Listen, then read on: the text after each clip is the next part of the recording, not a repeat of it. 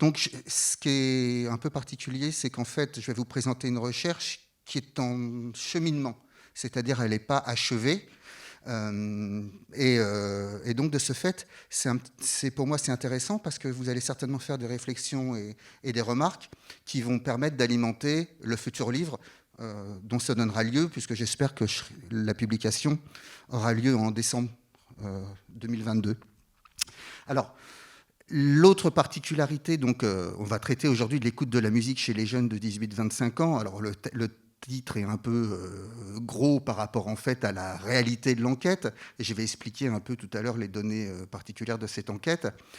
Et la question que je vais soulever, c'est en fait, en sociologie de la culture, on a généralement l'habitude de traiter des goûts. Alors, je sais pas, Pierre Bourdieu a écrit La Distinction, et donc, en fait, très souvent, ce qu'on analyse à travers une génération, c'est ce que les jeunes écoutent, ou ce qu'une génération écoute. Moi, là, ce qui m'a intéressé, c'est parce qu'aussi j'enseigne dans un IUT d'urbanisme, et on travaille beaucoup sur les usages avec un collègue, et je me suis dit, ce qui me semble peut-être intéressant, justement, à l'inverse de plutôt que de travailler sur ce que les jeunes écoutent, je voudrais travailler sur la manière dont les jeunes écoutent.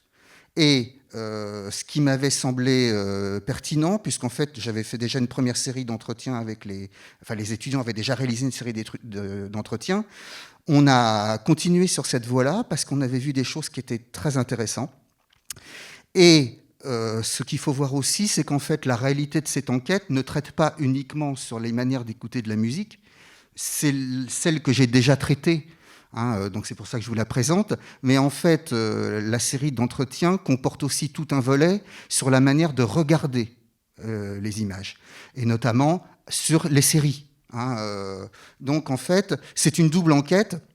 Mais là, ce que je vais vous présenter, donc, c'est vraiment la question de la musique. Alors, l'idée, donc, j'ai essayé de synthétiser, de voir ce qu'on pourrait faire, c'est l'idée donc de comprendre une génération par ses usages, parce que vous allez voir que la manière d'écouter, que les jeunes ont d'écouter de la musique, n'a rien à voir en fait avec ce que ma génération faisait. En fait, l'idée de départ reste, pour moi, que la musique reste un marqueur générationnel fort, puisqu'en fait, j'ai déjà publié toute une série de livres, j'ai fait ma thèse sur les musiciens de rock. Après, j'ai travaillé sur les musiques populaires. Et en fait, ce qui m'a donné l'idée aussi de continuer sur la manière d'écouter la musique chez les jeunes, c'est parce que je viens de publier 2 livres, là, qui viennent de sortir, sur en fait les musiciens de pop. Donc j'ai réalisé, en fait, avec Alicia, elle m'avait dit, mais tu veux pas présenter ces livres-là? Alors c'est vrai que c'est un peu particulier, parce que j'aurais pu présenter mes recherches qui viennent de sortir, mais j'avais envie plutôt de présenter autre chose. Donc en fait, c'est ces 2 livres qui viennent de sortir chez l'Harmattan, où j'ai étudié l'ensemble des musiciens de pop dans le monde. Je dis bien dans le monde, parce que j'ai eu la chance d'avoir réalisé plus de 500 entretiens avec des musiciens. Et la particularité de ces musiciens, comme vous pouvez le voir d'ailleurs un peu sur la photo, c'est qu'ils ont un peu mon âge. Et ce qui était très intéressant, c'est comme ils ont mon âge, beaucoup, au fil des entretiens, revenaient des critiques sur les jeunes. Et ils étaient porteurs d'un certain nombre de représentations sociales qui étaient très très fortes sur ces jeunes. Je les montrerai tout à l'heure un petit peu ce qu'ils disaient. Et je me suis dit, mais c'est étonnant, parce qu'en fait, j'ai l'impression que s'esquisse véritablement un conflit de génération dont la musique est le reflet. Alors c'était assez particulier. Alors peut-être au départ je me suis dit, mais c'est un échantillon particulier de musiciens, ils ont une représentation spécifique, ils ont un rapport aussi à la musique qui est très particulier, mais avoir et entendre autant de critiques par rapport aux jeunes m'avait donc interrogé, et je me suis dit, peut-être le meilleur moyen de comprendre les représentations sociales dont font l'objet les jeunes est de véritablement d'entendre et d'écouter les jeunes. Alors, donc, voilà, donc c'est l'origine de l'enquête, c'est 2 livres sur les musiciens de pop. Et là, j'ai listé les critiques qu'avaient fait ces musiciens par rapport aux jeunes. Notamment, ce qui mettait en avant, c'était l'idée d'une perte d'attention et que les jeunes générations étaient incapables d'écouter un disque en entier comme eux le faisaient, avec ce phénomène de l'immersion. On met un CD et puis c'est parti pour 40, même parfois jusqu'à 70 minutes pour certains disques. Et en fait, les musiciens me disaient, ce qui me choque beaucoup, c'est que maintenant, en fait, ils écoutent un morceau et ils passent à un autre musicien, ainsi de suite. Il n'y a plus cette idée de construire un album de A à Z. Et donc, ça change tout parce que, justement, j'avais mis l'idée de canon, c'est-à-dire qu'effectivement, c'est vrai que la musique populaire, disons à partir de 1965-1966, s'est construite sur la base de l'album. Et les musiciens construisaient. Alors il y avait le single et l'album. Et donc c'est vrai que vous connaissez tous des grands albums de la musique. Alors évidemment, Sgt Pepper des Beatles, par exemple, et puis Thriller de Michael Jackson, pour en citer que quelques-uns. Vous voyez, donc, avec l'idée, on met un disque, il y a un début, il y a une fin, et qu'il y a une construction. Et que donc, ce qui reprochait à ces jeunes, c'est voilà, de privilégier une forme nouvelle d'écoute. Et on va voir jusqu'à quel point, d'ailleurs, cette forme nouvelle va les irriterait peut-être encore plus quand on va voir les résultats tout à l'heure. La deuxième chose, ce qui revenait aussi en boucle, c'est l'idée que la musique devient fonctionnelle parce qu'en fait, beaucoup, dans leur esprit, de jeunes en fait écoutaient de la musique, mais en pratiquant une autre activité, en même temps. Alors qu'eux avaient justement en tête le fait que si on écoute de la musique, on écoute de la musique. On ne fait pas autre chose. Et il me prenait comme exemple, qu'on verra tout à l'heure, l'idée des playlists sur les plateformes qui sont construites par rapport à des usages précis, playlists pour conduire, playlists pour travailler, playlists pour faire le ménage, enfin ainsi de suite. Et donc l'idée qu'une musique puisse servir d'accompagnement d'une activité annexe les faisait bondir, en disant mais là c'est quelque chose quand même de terrible. Hein. Alors voilà, l'idée de la disparition des canons classiques, évidemment, menait tout droit dans leur esprit à une baisse de la qualité de la musique, qui était le reflet finalement de cet état de fait, avec l'idée qu'une génération était en train de construire autre chose, et donc une forme d'incompréhension que certains traduisaient, ce qui était d'ailleurs assez violent, je trouve, par une forme d'inculture musicale. Voilà, en fait, on a une génération qui est inculte et qui, en fait, privilégie des musiques qui ne permettent pas d'élever. Et ils étaient même inquiets, j'en ai beaucoup, inquiets pour l'avenir de la musique populaire, en disant, mais si ça se trouve, c'est le royaume du pire. Et évidemment, le symbole de ce royaume du pire, c'est les algorithmes. Alors, vous allez voir, j'ai fait toute une partie, évidemment, avec les étudiants sur les algorithmes, avec l'idée, mais voilà, tu te rends compte maintenant, en fait, c'est la machine qui choisit pour eux, d'une certaine manière. En fait, c'est aussi dangereux, parce que tu te rends compte, on ne sait même pas ce qu'il y a derrière, ainsi de suite. Alors, la grande manipulation, évidemment, il y a une génération qui est en train de produire le pire, et évidemment, les plateformes poussent à la fois, j'ai une deuxième idée là, les plateformes poussent à la fois à consommer de la musique commerciale, mais encore plus l'autre critique, c'est que non seulement ces plateformes pousseraient à écouter de la musique commerciale, mais à écouter du déjà connu. C'est-à-dire qu'en fait, la construction des algorithmes, dans leur esprit, mènerait tout droit à, voilà, en fait, ces jeunes, ils vont réécouter toujours les choses qu'ils connaissent, aller vers ce qu'ils connaissent en termes de style, et ça détruirait, en fait, une idée de la découverte vers d'autres cultures, ainsi de suite. Et alors là, c'était le grand Satan qui arrivait. Bon. Donc, vous voyez, des critiques qui sont récurrentes, très fortes, qu'on retrouve tout au long de ces deux ouvrages.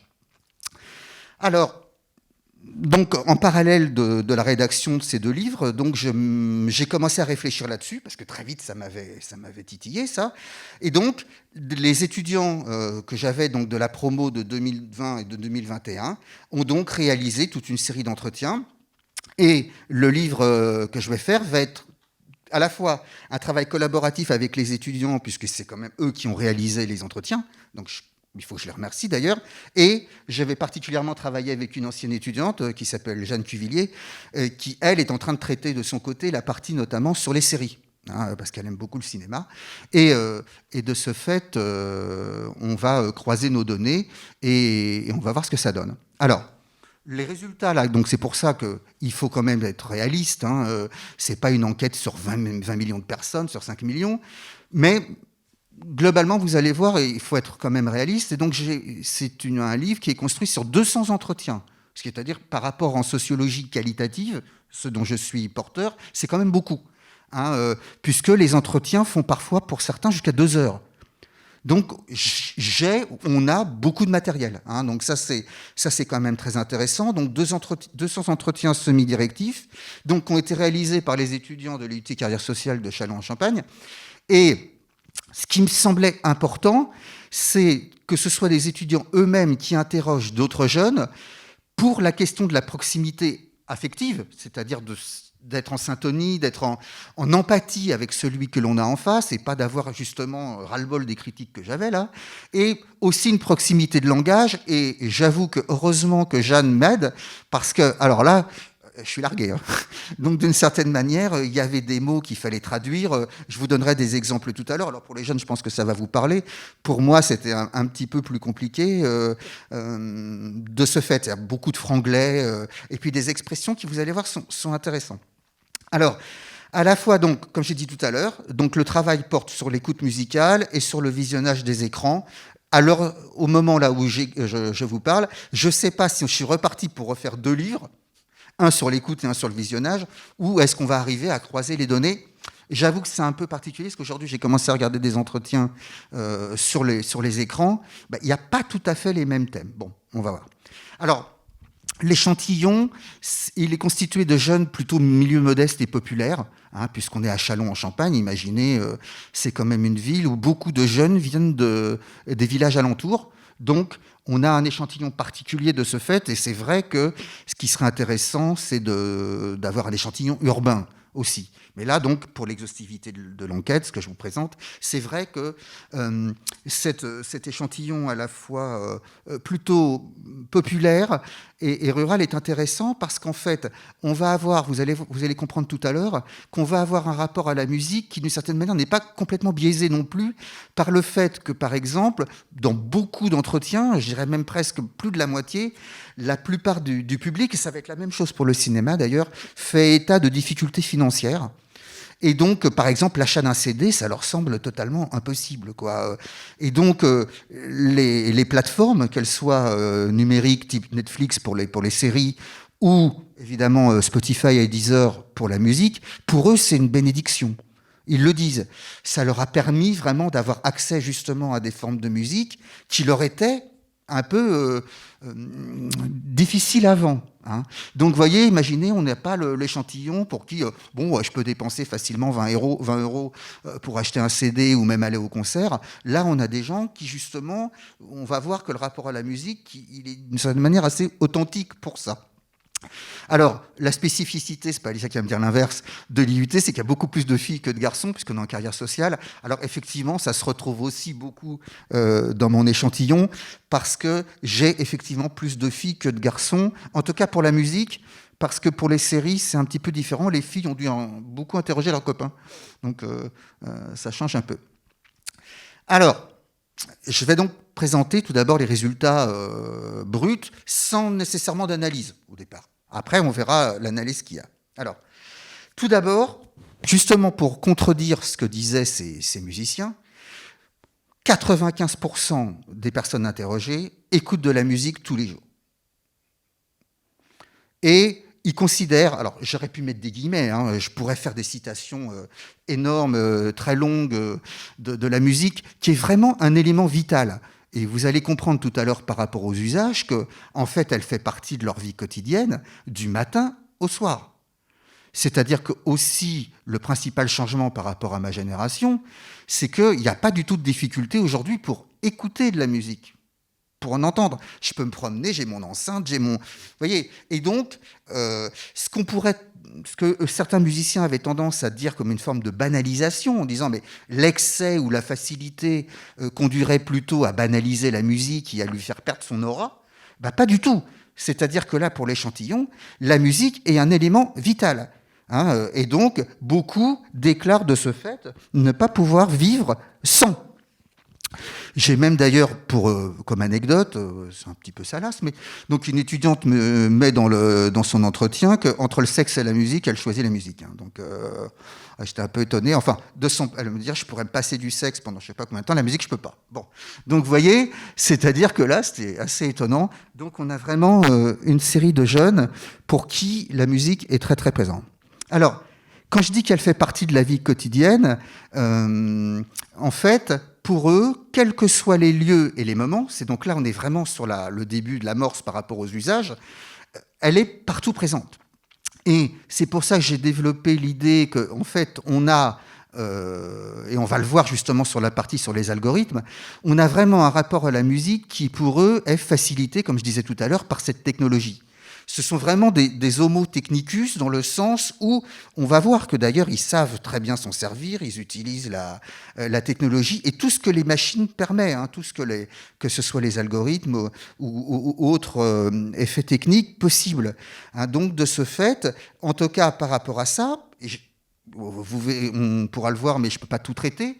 J'étais aussi très étonné d'avoir dans les étudiants presque des mots qui, par rapport justement à cet aspect technique, en sont même baba, c'est-à-dire ils sont émerveillés par ce que la technique permet. C'est-à-dire qu'ils adhèrent, ils épousent totalement, même d'ailleurs sur la critique que je disais tout à l'heure par rapport aux méfaits de la technologie, là j'étais très étonné de voir que finalement ils s'y plongent, ils sont complètement, ils adhèrent totalement en disant mais c'est génial, la machine est vraiment extraordinaire, elle permet des choses, voilà, et peut-être le pire on verra après, mais en tout cas on en profite. Voilà, le fait de pouvoir écouter de la musique où je veux, quand je veux, avec qui je veux, ainsi de suite, leur semble encore merveilleux. Vous voyez, donc il y a un côté d'enchantement, hein, de réenchantement par rapport à ça. Alors, ce qui me semble aussi justement intéressant par rapport à ça, c'est que on a dans la série de présentations, à la lecture des entretiens, on voit en fait qu'il y a deux phénomènes majeurs qui apparaissent à la lecture des entretiens. Tout d'abord, on a ce que j'appelle l'apparition d'un niveau système d'écoute. Alors, c'est un peu un grand mot, qu'est-ce que ça veut dire un système d'écoute ? Alors, l'expression de système, on ne va pas se lancer là-dedans parce que c'est très compliqué, cette notion de système, elle est intéressante, hein, évidemment, en sociologie, on l'utilise beaucoup. Hein, si vous voulez, d'une certaine manière, pourquoi je parle de système d'écoute ? Parce que là, l'inspiration, en fait, elle m'est venue, d'une certaine manière, par rapport aux travaux de quelqu'un qui, pourtant, ça n'a pas grand-chose à voir, mais quoique, c'est un spécialiste de l'art qui est mort, qui s'appelait Daniel Arras, qui étudiait justement la perspective, et il montrait que la création de la perspective avait modifié tout à fait la manière de regarder un tableau, et évidemment de le peindre. Et ce qui m'a semblé très intéressant par rapport à cette notion de système d'écoute, c'est que vous allez voir, évidemment, je pense que pour les jeunes, vous le savez, c'est que si je parle de système, c'est que ce qui s'est totalement modifié par rapport à l'apparition de la technologie, c'est que non seulement l'auditeur lui-même est transformé par ce rapport à la technologie, mais le rapport entre les musiciens et les auditeurs ont complètement changé. C'est-à-dire qu'en fait, la musique, aujourd'hui, que produisent la plupart des musiciens, justement pas nécessairement ceux-là, mais que la plupart des musiciens, j'allais dire plutôt jeunes et plutôt modernes, savent justement que ce système d'écoute a été totalement modifié. Et quand je mets à côté la notion d'écouter de près, c'est parce que justement c'est l'inverse de ce que montre Arras par rapport à la perspective. Ce que montre Daniel Arras, c'est que les tableaux qui étaient exposés souvent dans le noir dans des chapelles étaient faits pour être vus de loin. Et il fait tout un développement sur les choses merveilleuses auxquelles il regarde et qu'il constate en regardant les tableaux de près. Je vous conseille de regarder un livre qu'il a écrit qui s'appelle « Le détail en peinture », qui est un livre extraordinaire de ce point de vue-là.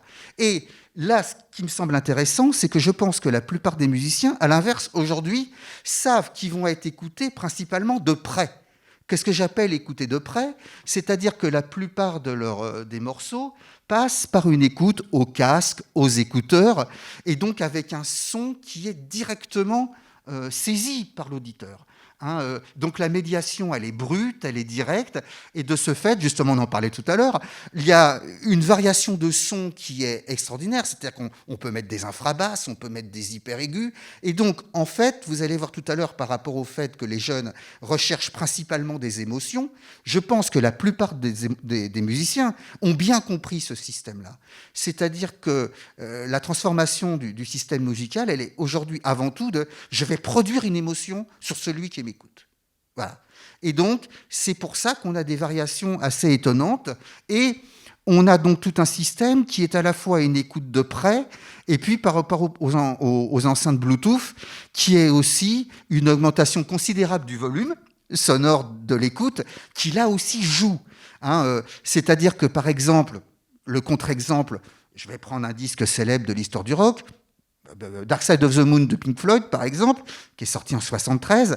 Ce qui est très étonnant dans l'album de Pink Floyd, c'est que, c'est le cas dans l'album d'après aussi, dont Wish You Were Here d'ailleurs, vous avez des moments où, je serais même curieux d'ailleurs si les jeunes arrivent à entendre, parce que ça démarre, il n'y a rien, il n'y a quasiment rien. Et puis, tout le volume va... L'art de Pink Floyd va être justement de gonfler et d'arriver à produire quelque chose. Tandis que là, justement, c'est comme les expressions que disent un certain nombre de jeunes, c'est pour ta face. Tu vois, le musicien va directement produire quelque chose, un impact presque sur l'auditeur, et donc on est sur quelque chose où le volume sonore a une fonction. On n'est pas uniquement dans la fonction, comme je disais tout à l'heure, de faire le ménage, on est aussi sur le fait que le musicien va vouloir produire une émotion. Le deuxième phénomène qui me semble récurrent à la lecture, évidemment, des entretiens, c'est le fait que... Alors, je suis sociologue, heureusement, j'ai enseigné pendant très longtemps la psychologie sociale, j'ai fait des études de psychologie sociale, et là, alors s'il y avait un sociologue dans la salle, il me contredirait, mais en tout cas, je vois bien que là, travailler et étudier ce livre par rapport uniquement au corpus et au lexique sociologique me semble impossible. On est vraiment, à travers l'écoute musicale, aujourd'hui sur quelque chose qui est psychosocial. C'est-à-dire que vous allez voir les effets qui sont à la fois, et ce qu'on montrera tout à l'heure comme résultat, il me semble qu'on va vers deux formes d'écoute qui sont totalement différentes, vers une écoute seule, du sujet face à la musique qu'il écoute, et dans un autre genre, totalement différent, qui est la musique avec une vocation sociale, d'écouter ensemble, de partager de la musique. Et donc, on est vraiment sur un double registre qui me semble intéressant et qu'on va voir décliner à la lecture donc, des entretiens. Alors, chose étonnante, autant les musiciens que j'avais interrogés utilisent le mot musique, quel que soit le pays d'origine, autant dans les entretiens, le mot son tend à prendre le pas sur celui de musique.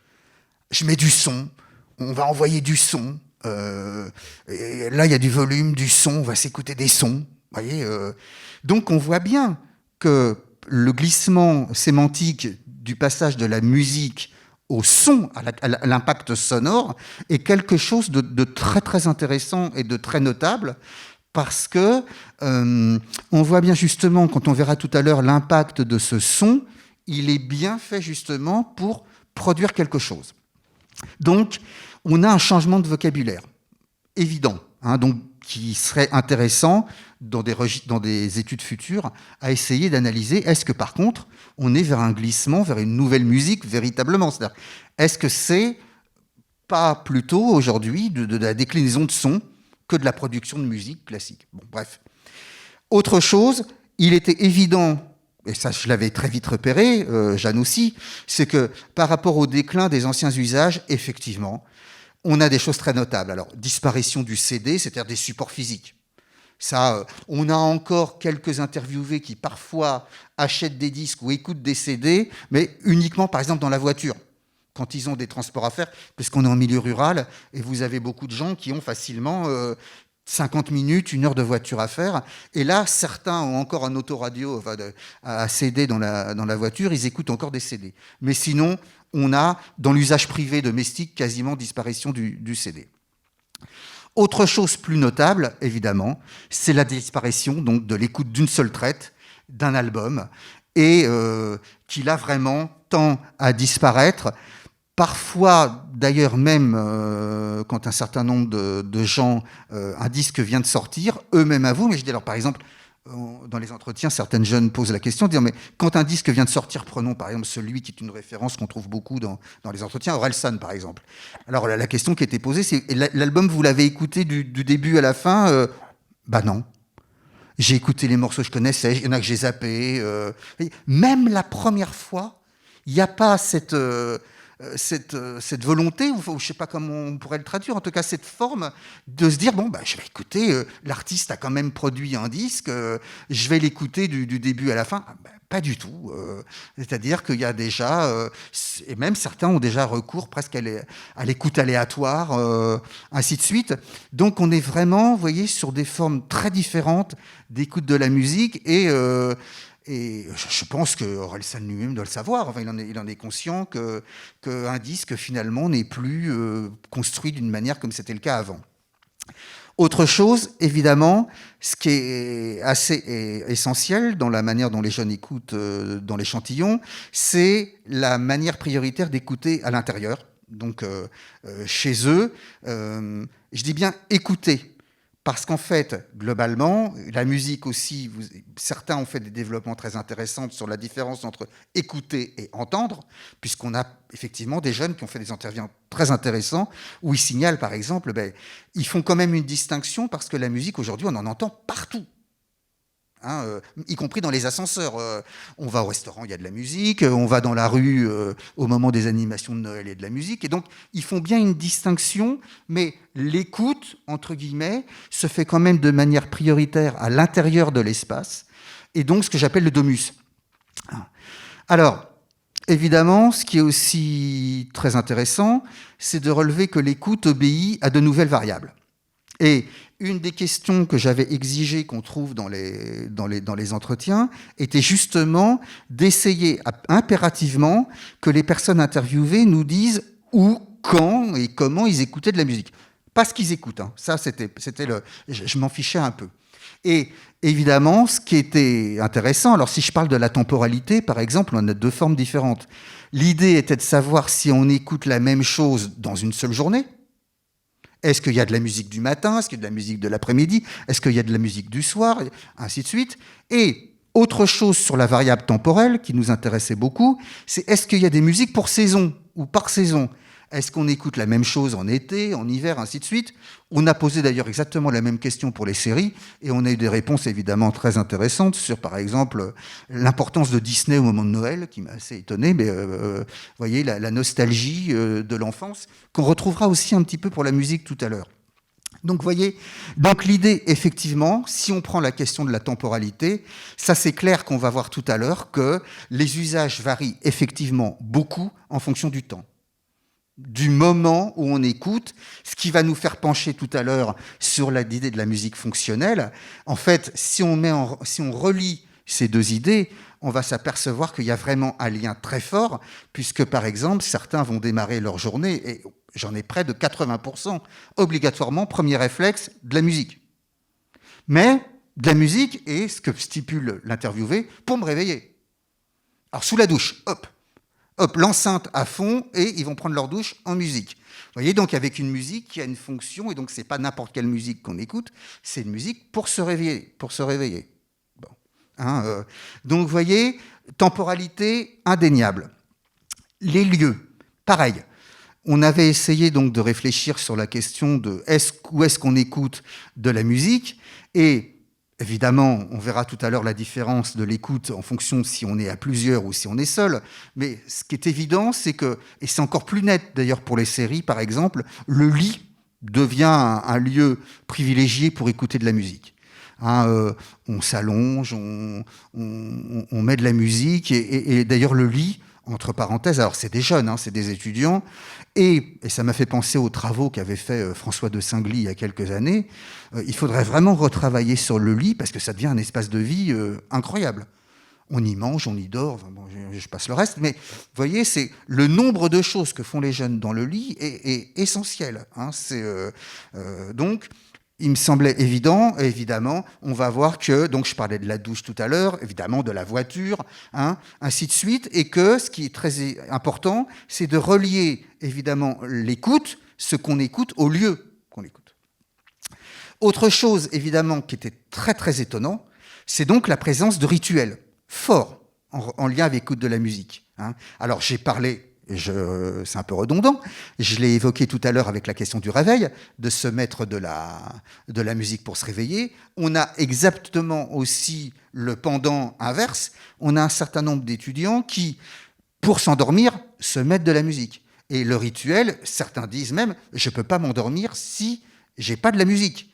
Et contrairement à ce qu'on pourrait croire, la plupart des jeunes ne mettent pas uniquement des bruits de la mer, des dauphins, ainsi de suite. Non, parfois, c'est même de la musique assez rythmée, mais ça les berce et ça leur permet de s'endormir. Donc, des choses très ritualisées par rapport à la musique, et un certain nombre de personnes interrogées font état de choses qui reviennent, qui sont récurrentes. C'est toujours comme ça. Je ne peux pas démarrer ma journée si je n'ai pas de la musique au départ. Évidemment, de ce fait, ce qui me semble intéressant aussi de relever, et ça va être le gros de l'analyse tout à l'heure, c'est l'importance justement dans l'écoute, à la fois de deux concepts évidents, qui vont être, à mon avis, des marqueurs générationnels très forts. C'est la place prise par les émotions dans l'écoute et dans la recherche d'émotions, hein, qui est très très importante, et le fait, effectivement, de pratiquer une autre activité pendant l'écoute musicale.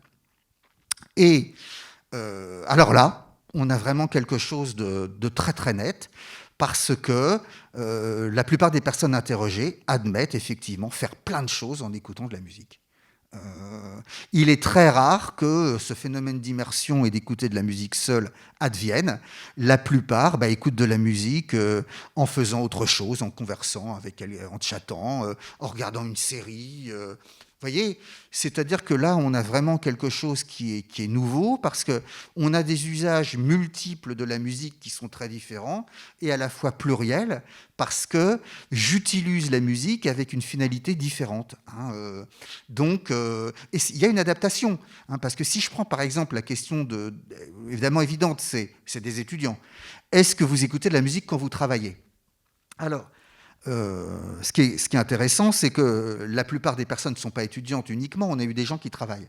Alors on a des caractéristiques aussi totalement nouvelles, parce que là, pour ma génération, moi c'était un peu interdit de travailler. Vous avez beaucoup de lieux qui tolèrent la musique aujourd'hui. Hein, et donc vous avez des gens qui travaillent avec des écouteurs, et l'entreprise autorise la personne à écouter de la musique, et donc c'est plus vécu comme une source de distraction. Pour nous, attendez, mais on se disait, mais s'il va mettre de la musique, il ne sera pas productif du tout, il ne va pas écouter, c'est une catastrophe. Non, visiblement, là, il y a un nouvel usage par rapport à ça, c'est qu'il est donc prouvé, ou en tout cas, il est toléré, qu'un certain nombre de personnes peuvent et ne sont pas improductives ou moins productives en travaillant en musique.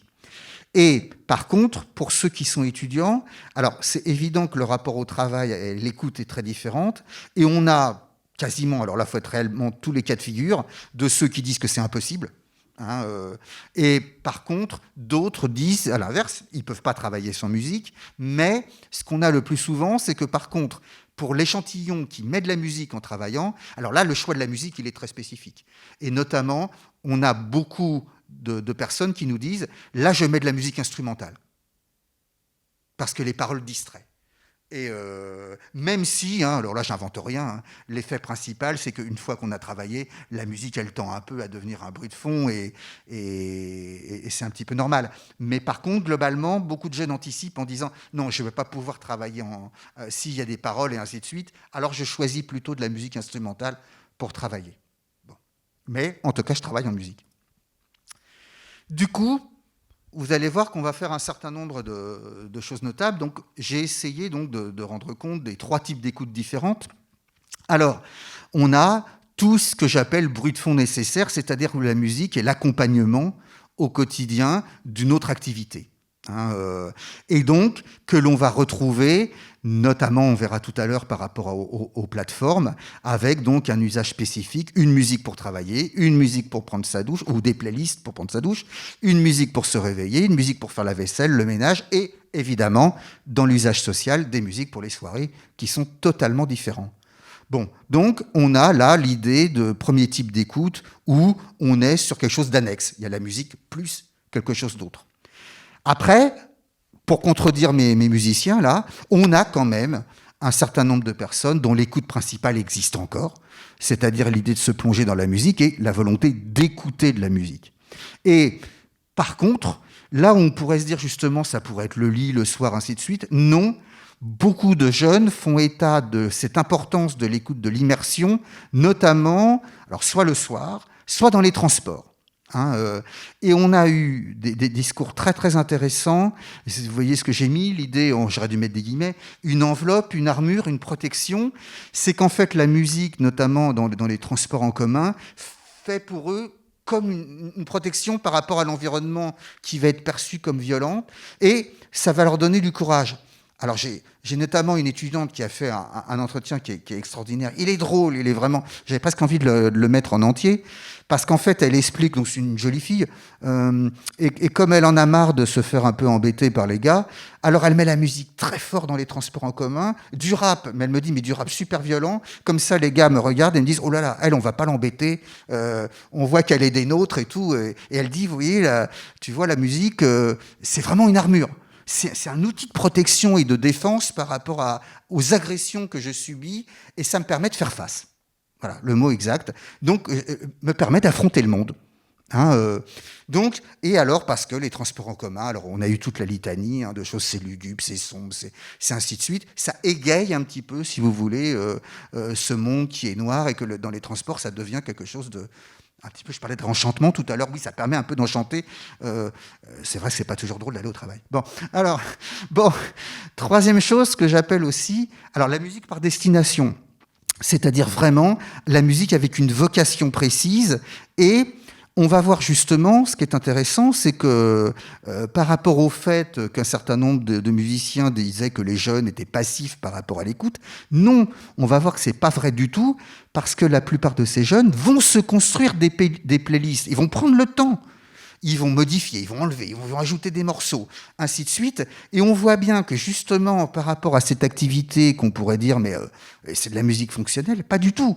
Ils ont vraiment construit. Alors, on essaiera avec Jeanne de montrer des grilles de construction, mais les jeunes vous disent, c'est vraiment pensé.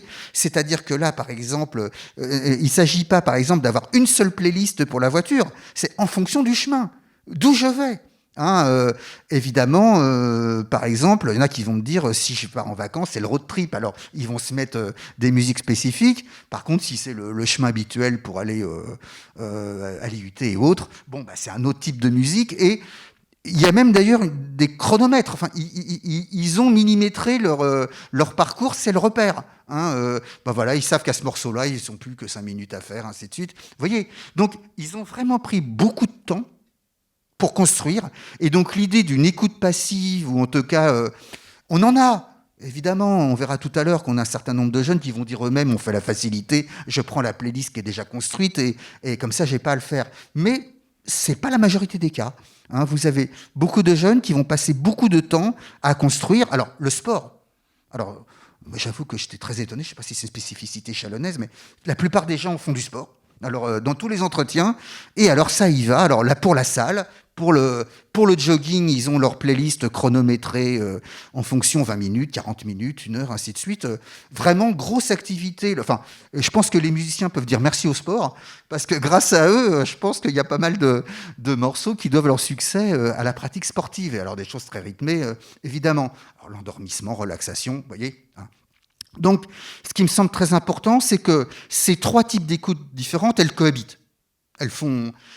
Les jeunes jonglent. Hop, voilà. Ils ne sont pas uniquement dans un ou dans l'autre. Ils sont dans cette triple manière d'écouter. Après, j'ai mis une distinction parce que, évidemment, je l'ai évoqué tout à l'heure, l'écoute dehors et l'écoute dedans est très important. Alors, parce qu'on va voir effectivement que l'écoute dehors, elle est très différente parce qu'elle est quand même souvent beaucoup plus festive, même si le cas que j'ai dit tout à l'heure de prendre un transport en commun et de penser comme Armure, c'est une musique faite pour dehors. Enola, elle se met sa musique spécifique, là, elle se met son armée de guerre. Là, voyez. Par contre, dedans, c'est autre chose. Et évidemment, ce qui va être essentiel par rapport à la distinction du dehors et du dedans, on va la retrouver beaucoup sur ce qui va être la ligne de démarcation essentielle. C'est d'un côté entre la musique intime seule et la musique publique et accompagnée. La vraie distinction, elle est là. Et vous allez voir que le mot intime va revenir à plusieurs reprises parce qu'il va évidemment revenir et concrétiser des usages précis. À l'inverse, une musique publique, elle va avoir aussi une autre fonction. Alors donc, pour résumer cette diapo, on voit bien qu'il y a donc des musiques différentes en fonction du registre de l'écoute, du lieu, de la temporalité, ainsi de suite. Alors, autre chose. Qu'est-ce qu'on peut donc noter comme, à mon avis, des spécificités générationnelles que notre génération, la mienne, les vieux schnocks, on n'avait pas. Alors, ce que j'appelle une écoute métonymique, vous ne savez pas si ça parle à tout le monde, la métonymie, c'est quand une partie, pour désigner un mot, on désigne qu'une partie. Pour dire un bateau, je vois des voiles sur la mer. Voilà. Bon, alors, ce que j'appelle cette écoute métonymique, c'est qu'effectivement, c'est très très fréquent, comme je disais tout à l'heure, donc d'avoir à la fois une écoute morcelée, mais ce qui est encore plus flagrant, c'est que ce n'est pas simplement l'album qui est morcelé, c'est le morceau. Et alors, on a près de 90% des jeunes qui disent n'écouter qu'une partie d'un morceau, qui se remettent même d'ailleurs parfois en boucle. Il y a des jeunes qui sont assez amusants d'ailleurs de ce point de vue-là, parce qu'ils disent pour les autres c'est insupportable, parce que quand je fais écouter quelque chose, je veux tout de suite qu'on aille au passage que j'aime bien, j'arrive pas à tenir le morceau en entier, c'est comme si on voulait aller directement au passage qu'on aime. Mais c'est quelque chose qu'on va retrouver pour les séries aussi, puisque juste, je fais une aparté, pour les séries, on a demandé dans les questions, est-ce que les jeunes pratiquent le binge-watching, c'est-à-dire de regarder de manière avidité toute une saison en une soirée, et aussi le fast-watching, c'est-à-dire est-ce que vous regardez de manière accélérée les films, et on en a qui, effectivement, sont les rois de regarder en accéléré. Dès qu'une scène ne me plaît pas, hop, je zappe. Bon. Évidemment, ce qu'on retrouve pour les films, il n'est pas tellement étonnant qu'on le retrouve aussi pour la musique. Donc, écouter des parties de morceaux fait partie donc, intégrante de leur manière d'écouter. Et là, on a quelque chose de très neuf parce que, évidemment, c'est quelque chose que les musiciens ont bien saisi, comme je disais tout à l'heure, de cette importance de provoquer des choses directement, parce que année après année, les études montrent que le succès d'un morceau ou sa réussite est souvent... Alors pendant longtemps, ça a été 1 minute, puis ça a été 30 secondes. Maintenant, on est à 7 secondes. C'est-à-dire que vous avez beaucoup de gens qui, au bout de 7 secondes, se sont déjà fait une idée sur le morceau qu'il va y avoir. Donc imaginez pour le musicien l'impact qu'il doit avoir très vite pour produire quelque chose qui accroche. Une sorte de cliffhanger musical en disant « il faut que tu restes ». C'est comme le signal « ne zappez pas ». Vous voyez, non, ne zappe pas, écoute ça, tu vas voir. Et on a donc une écoute et une production musicale très, très en lien avec cette idée donc, de ce que j'appelle l'écoute métonymique. Alors, l'écoute contextualisée, évidemment, en fonction des saisons, des moments, des lieux, de l'humeur et des émotions. Alors, je sais pas, oui. Par rapport aux humeurs et aux émotions, ça affecte toute une partie des entretiens, parce que notamment dans les doubles entretiens qu'on a faits, on voulait absolument savoir la liaison entre humeur et émotion. Qu'est-ce que je veux dire par là ? C'est quand je suis triste ou quand je suis gai, quel type de musique je mets ? Est-ce que je suis mon humeur ? Ou à l'inverse, est-ce que je vais essayer d'écouter quelque chose qui va contredire mon humeur ? Je suis triste, bon, j'ai pas envie d'être plus bas que je ne le suis, je vais donc me mettre une musique qui me donne la pêche, comme disent dans les entretiens, m'ambiancer. Je vais m'ambiancer et je vais mettre quelque chose qui va faire partir le spleen. À l'inverse, on a effectivement beaucoup d'étudiants qui nous disent ah non, quand je suis down, je suis vraiment down, down, down. Je me mets le truc le plus grave possible. Je veux toucher le fond complètement. Donc, vous voyez, ce qui était intéressant, et on fera toute une partie là-dessus, qui est encore quand même en gestation, en construction, mais il est évident qu'on a des propos très intéressants sur, en tout cas, le fait que l'humeur, la manière dont je suis, a un impact très net sur ce que j'écoute. Ça veut donc dire que même des gens qui disent, par exemple, qu'ils sont accros ou qu'ils aiment bien tel ou tel morceau à un moment donné, eh ben non, là, c'est pas le moment. Voilà. Et donc, je me mets autre chose parce que j'ai besoin d'autre chose. Voilà. Donc, une écoute en lien avec ses besoins. On s'écoute. Et en fonction de son humeur, on va agir. Évidemment, on verra tout à l'heure sur l'importance des émotions qu'on retrouve dans ce que j'ai appelé une écoute compulsive et impulsive, c'est-à-dire qu'à la question « est-ce que vous écoutez en boucle ?» Ah oui, on a vraiment un échantillon très très élevé de jeunes qui disent « écouter en boucle ». Alors, soit un morceau en entier, soit uniquement un passage. Je le remets, c'est trop bien. Et on va avoir, quand j'ai mis compulsive et impulsive, on verra tout à l'heure que j'ai fait un parallèle avec un vocabulaire qui est presque celui des addictions. Parce qu'en fait, on va voir que dans les entretiens eux-mêmes, les jeunes disent « jusqu'à me lasser », jusqu'à en être gavés. C'est-à-dire qu'on va voir que parfois, ils sont dans l'excès par rapport à ça. En disant « mais ça vous gêne pas ? Bah tant pis, mais là, j'en ai trop besoin de ce morceau-là, de cette partie-là, je me le mets, comme si je m'envoyais 15 Big Mac d'un coup. » Vous voyez, donc un rapport très compulsif et impulsif par rapport à la musique. Et de ce fait, on retrouve ça, évidemment, de manière très marquée par rapport à la construction et la fabrication des playlists dont je parlais tout à l'heure. Et dans les parties sur ce sujet-là, on a vraiment un certain nombre de jeunes qui nous disent, ben voilà, en fait, on verra tout à l'heure, la playlist est le reflet de mes humeurs et de mes émotions. Et donc, au gré de ce que je vis, je coupe, je supprime, j'enlève des morceaux, j'en ôte, j'en ajoute. Et certains vont même nous dire d'ailleurs que si tu veux me comprendre, tu regardes ce que j'écoute, tu regardes ma playlist et tu comprends en fait tout ce que j'ai vécu. Elle est le reflet. Et alors, on verra par exemple, quand les noms qu'ils vont donner aux playlists, vous avez un certain nombre de jeunes qui vont donner le nom du mois. Ça, c'était novembre 2021. Quoi. Alors, imaginez les playlists qu'on a essayé de retrouver pendant les confinements. Il y a un sujet qui serait très très intéressant. Il faudrait que, d'ailleurs, que certains, si on l'avait fait pendant le confinement, on avait demandé aux étudiants de noter tout ce qu'ils écoutaient, tout ce qu'ils faisaient, quoi. Et c'était très intéressant. On verra d'ailleurs que je pense qu'une des critiques qu'on peut faire, parce que je ne l'ai pas encore mesuré totalement, c'est jusqu'à quel point notre étude, elle est liée au Covid.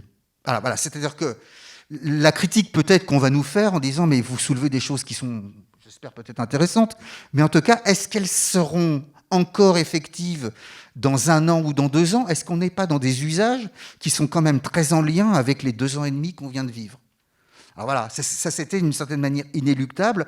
Je pense que oui, en tant que sociologue, je ne pourrais pas dire que justement, si je fais quelque chose sur les usages, que le contexte ne joue pas. En tout cas, sur ce qu'on a écouté ou la manière d'écouter pendant le confinement, c'est évident. Mais après, on retombe encore sur ce qu'on écoute. Moi, ce n'est pas tellement ce que j'ai envie de faire. Il y en a beaucoup trop de gens qui travaillent là-dessus.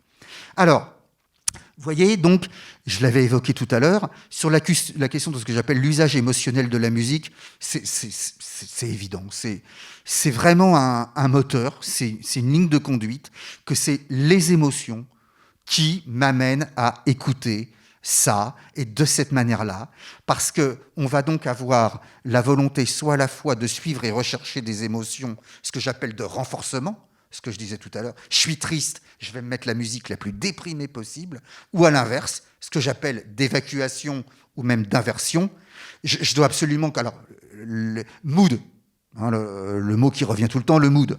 Donc, si je suis dans le mauvais mood, eh ben, je vais me mettre quelque chose qui va me changer de mood, ainsi de suite. Donc, vous voyez, quand je disais de psychosociaux tout à l'heure, c'est qu'on voit bien, là, on est vraiment dans le manifeste de ce qu'est la psychologie sociale, de montrer que vraiment, c'est les émotions qui impactent, qui influent sur la manière d'écouter les choses. Dernier point qui me semblait intéressant sur ce que je pense qui est une spécificité générationnelle, et j'ai beaucoup d'admiration d'ailleurs pour cette idée-là, parce que je crois que beaucoup de gens de mon âge ne l'ont pas bien compris, c'est que ce discours qui veut que les jeunes sont passifs, ainsi de suite, par rapport à l'écoute, ainsi de suite, me semble totalement faux, parce que justement, comme j'ai dit tout à l'heure, sur l'idée que les jeunes sont co-auteurs de ce qu'ils écoutent, me semble évident. Sur la construction des playlists, sur le fait de le partager ou pas, on verra tout à l'heure l'importance que ça a. Et évidemment, je ne veux pas atténuer la question du danger ou de la question des algorithmes qui posent un certain nombre de questions. Mais en tout cas, l'idée de dire que les jeunes se mettent uniquement la playlist qui est déjà toute faite, ben non, c'est totalement faux. Et quand ils le font, c'est parce que voilà, ils sont fatigués, ils ont ainsi de suite. Mais par contre, honnêtement, alors avec des formes différentes, mais ça m'a beaucoup rappelé, alors c'est là que je me suis dit, mais qu'est-ce que je suis vieux. Nous, on faisait pareil avec les cassettes. Vous voyez, on s'échangeait des cassettes, on se construisait nos cassettes et qu'on s'échangeait. On les pensait, on les décorait, on ainsi de suite. Mais avec les playlists, c'est exactement la même chose. On voit bien qu'ils se font une succession de moments, de sons, je disais tout à l'heure, qui a du sens. Et peut-être que plus tard, quand on fera on mettra des choses, puisque j'ai travaillé avec des sociologues qui ont fait des choses pour la musique qu'on mis dans des musées, je pense que ça serait très intéressant pour les générations dans 30 ans, 40 ans, qui regarderont ces playlists. Et je pense qu'on pourra lire des traits de caractère. On verra des gens. À travers la playlist et ce qu'ils écoutent, on verra des gens particuliers, même si effectivement on retrouve les gros succès, mais qui ont du sens. On va voir que la vraie question de la musique populaire a vraiment du sens. Alors voilà, d'une certaine manière, j'ai donc voulu essayer de montrer que vous allez voir qu'on est à la fois entre confort, facilité et recherche approfondie. Et en fait, c'est ce que je vais essayer de montrer après, c'est que la chose qui me semble le plus évidente où on en est aujourd'hui dans l'étude, c'est que faire un trait unique, une lecture unique de la manière dont les jeunes font quelque chose, me semble totalement à côté de la plaque. On a vraiment, à l'inverse, des choses qui sont duales, très différentes, en opposition. C'est-à-dire qu'effectivement, oui, parfois je suis dans le confort, mais parfois je me construis aussi mes playlists. Vous voyez, c'est-à-dire que essayer de schématiser et de réduire un type d'usage comme étant celui qui correspond à ce que font un certain nombre de jeunes me semble faux. Hein. Alors, voilà le caractère psychosocial donc, que j'avais évoqué, suivre ses envies et ses humeurs en guide d'écoute. Ce qui est très intéressant, alors là, il faudrait faire une partie, j'avoue que j'ai juste mis l'idée parce que c'est quelque chose que j'avais esquissé.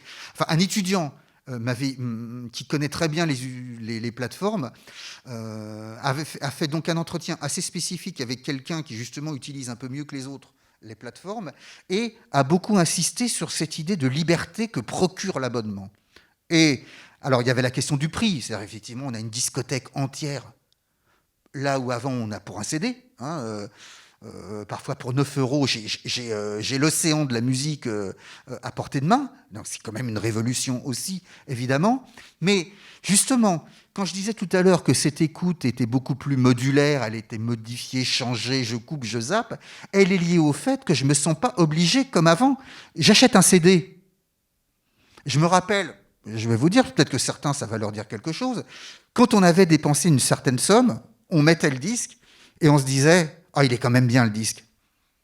Même si franchement parfois c'était pas terrible, mais c'est une règle psychosociale justement. Plus on avait mis d'argent pour acheter ce disque qui nous avait coûté beaucoup, meilleur il était tout d'un coup. Ah non, il est quand même pas mal celui-là. Alors qu'en fait on était en train de regretter nos 20 euros parce que c'était quand même c'est quand même pas terrible. Bon, vous voyez, ce que je veux dire, c'est que l'investissement qui jouait dans la part affective de la manière dont j'écoutais de la musique, aujourd'hui ça a totalement disparu. Je peux faire ce que je veux. Je ne suis pas obligé d'écouter l'album en entier. J'écoute le tube. Et puis c'est tout. Voilà. Alors là, il faudrait vraiment, j'avoue, faire une partie entière qui me semble très très intéressant sur le rapport que procure cette liberté, que procure l'abonnement. Sur Netflix, par exemple, donc je travaillais sur des entretiens cet après-midi, dans le train, par exemple, et effectivement, c'est la même chose. Tout le monde dit, mais voilà, ce qui est génial avec Netflix, c'est l'océan, quoi. J'ai toujours quelque chose parce que je leur demandais à l'inverse, pareil, cinéma ou série. Bah, ce qui est très intéressant, c'est que le cinéma est vécu comme quelque chose de cher, et puis c'est un film. Tandis que là, pour 20 euros, j'ai 100 films, enfin, j'exagère, j'ai des milliers de films et des milliers de séries. Vous voyez, donc on est sur une forme, alors là, qui nécessiterait un autre travail, peut-être avec des profs de droit, avec des profs de psycho. Enfin, vous voyez, on est sur une dimension qui me semble intéressante, sur la liberté que donne le fait d'avoir payé une fois pour toutes, une fois par mois, et on fait ce qu'on veut après. Alors on va voir, ça va avoir son incidence dans l'aspect singulier, seul d'écouter de la musique. Alors, l'écoute avant tout comme recherche d'émotions fortes, oui, vraiment très fort. Là, il faudrait qu'on puisse développer de manière plus longue, mais ce qui est évident, c'est que le vocabulaire par rapport à la correspondance, par rapport à cette recherche d'émotions fortes, il est très très net. Tout à l'heure, je recommencerai tout à l'heure de faire le parallèle avec des addictions. Ah oui, on recherche vraiment quelque chose qui va provoquer un choc. Je veux, et c'est d'ailleurs très intéressant, je veux vraiment écouter quelque chose qui me procure quelque chose. Il n'est pas question qu'il ne se passe rien. Vous voyez, je pense que d'ailleurs c'est une métaphore que votre génération emploie beaucoup. Le pire, c'est l'encéphalogramme plat, quoi. Alors le disque mauvais, s'il ne se passe rien, quoi. Voilà. Alors là, c'est le néant. Non, on veut des choses où je vais vivre, même des choses dérangeantes. Alors, le vocabulaire que les jeunes emploient, mes enfants à la maison, malaisant, un mot qu'on n'employait pas du tout. Alors, même le rapport au malaisant, il est très intéressant parce qu'il dérange, mais en même temps, on aime bien parfois être un peu malaisé, justement, parce que ça procure quand même quelque chose qui titille, qui fait réfléchir. Vous voyez, c'est une émotion, même négative. Mais il s'est là au moins passé quelque chose. Le pire, donc, ce serait l'artiste, on met... il ne se passe rien. Poubelle. Hop. Poubelle, ils appellent ça dans les playlists les shitty songs, les Anglais appellent ça, le morceau qui ne passe pas la première journée dans les nouvelles productions qu'il y a quotidiennement. Le soir, il y a un rapport qui est fait, et les morceaux qui sont le moins écoutés, ils appellent ça les shitty songs, qu'ils enlèvent des playlists. Visiblement, il ne s'est rien passé. Ça doit être terrible d'ailleurs pour les artistes, parce que de voir que finalement on a produit quelque chose qui n'a pas de résonance, doit être très dur. Alors, c'est là où je veux en venir. Comme je disais tout à l'heure, il me semble que le fin mot de l'histoire de cette écoute, et aussi du visionnage, c'est l'idée de pratiques contradictoires avec ce que j'ai appelé des jeunes aux deux visages. Oui, alors la métaphore c'est Janus, évidemment, avec ses deux visages. Ce qui est très intéressant, c'est que vous allez voir que, au gré, et ça je tiens vraiment à le souligner, si vous aviez les entretiens sous le nez, vous diriez la même chose. Je vous en ferai lire un. Vous diriez souvent, c'est bizarre, il se contredit. Mais est vraiment très net. Qu'est-ce qu'il y a comme contradiction?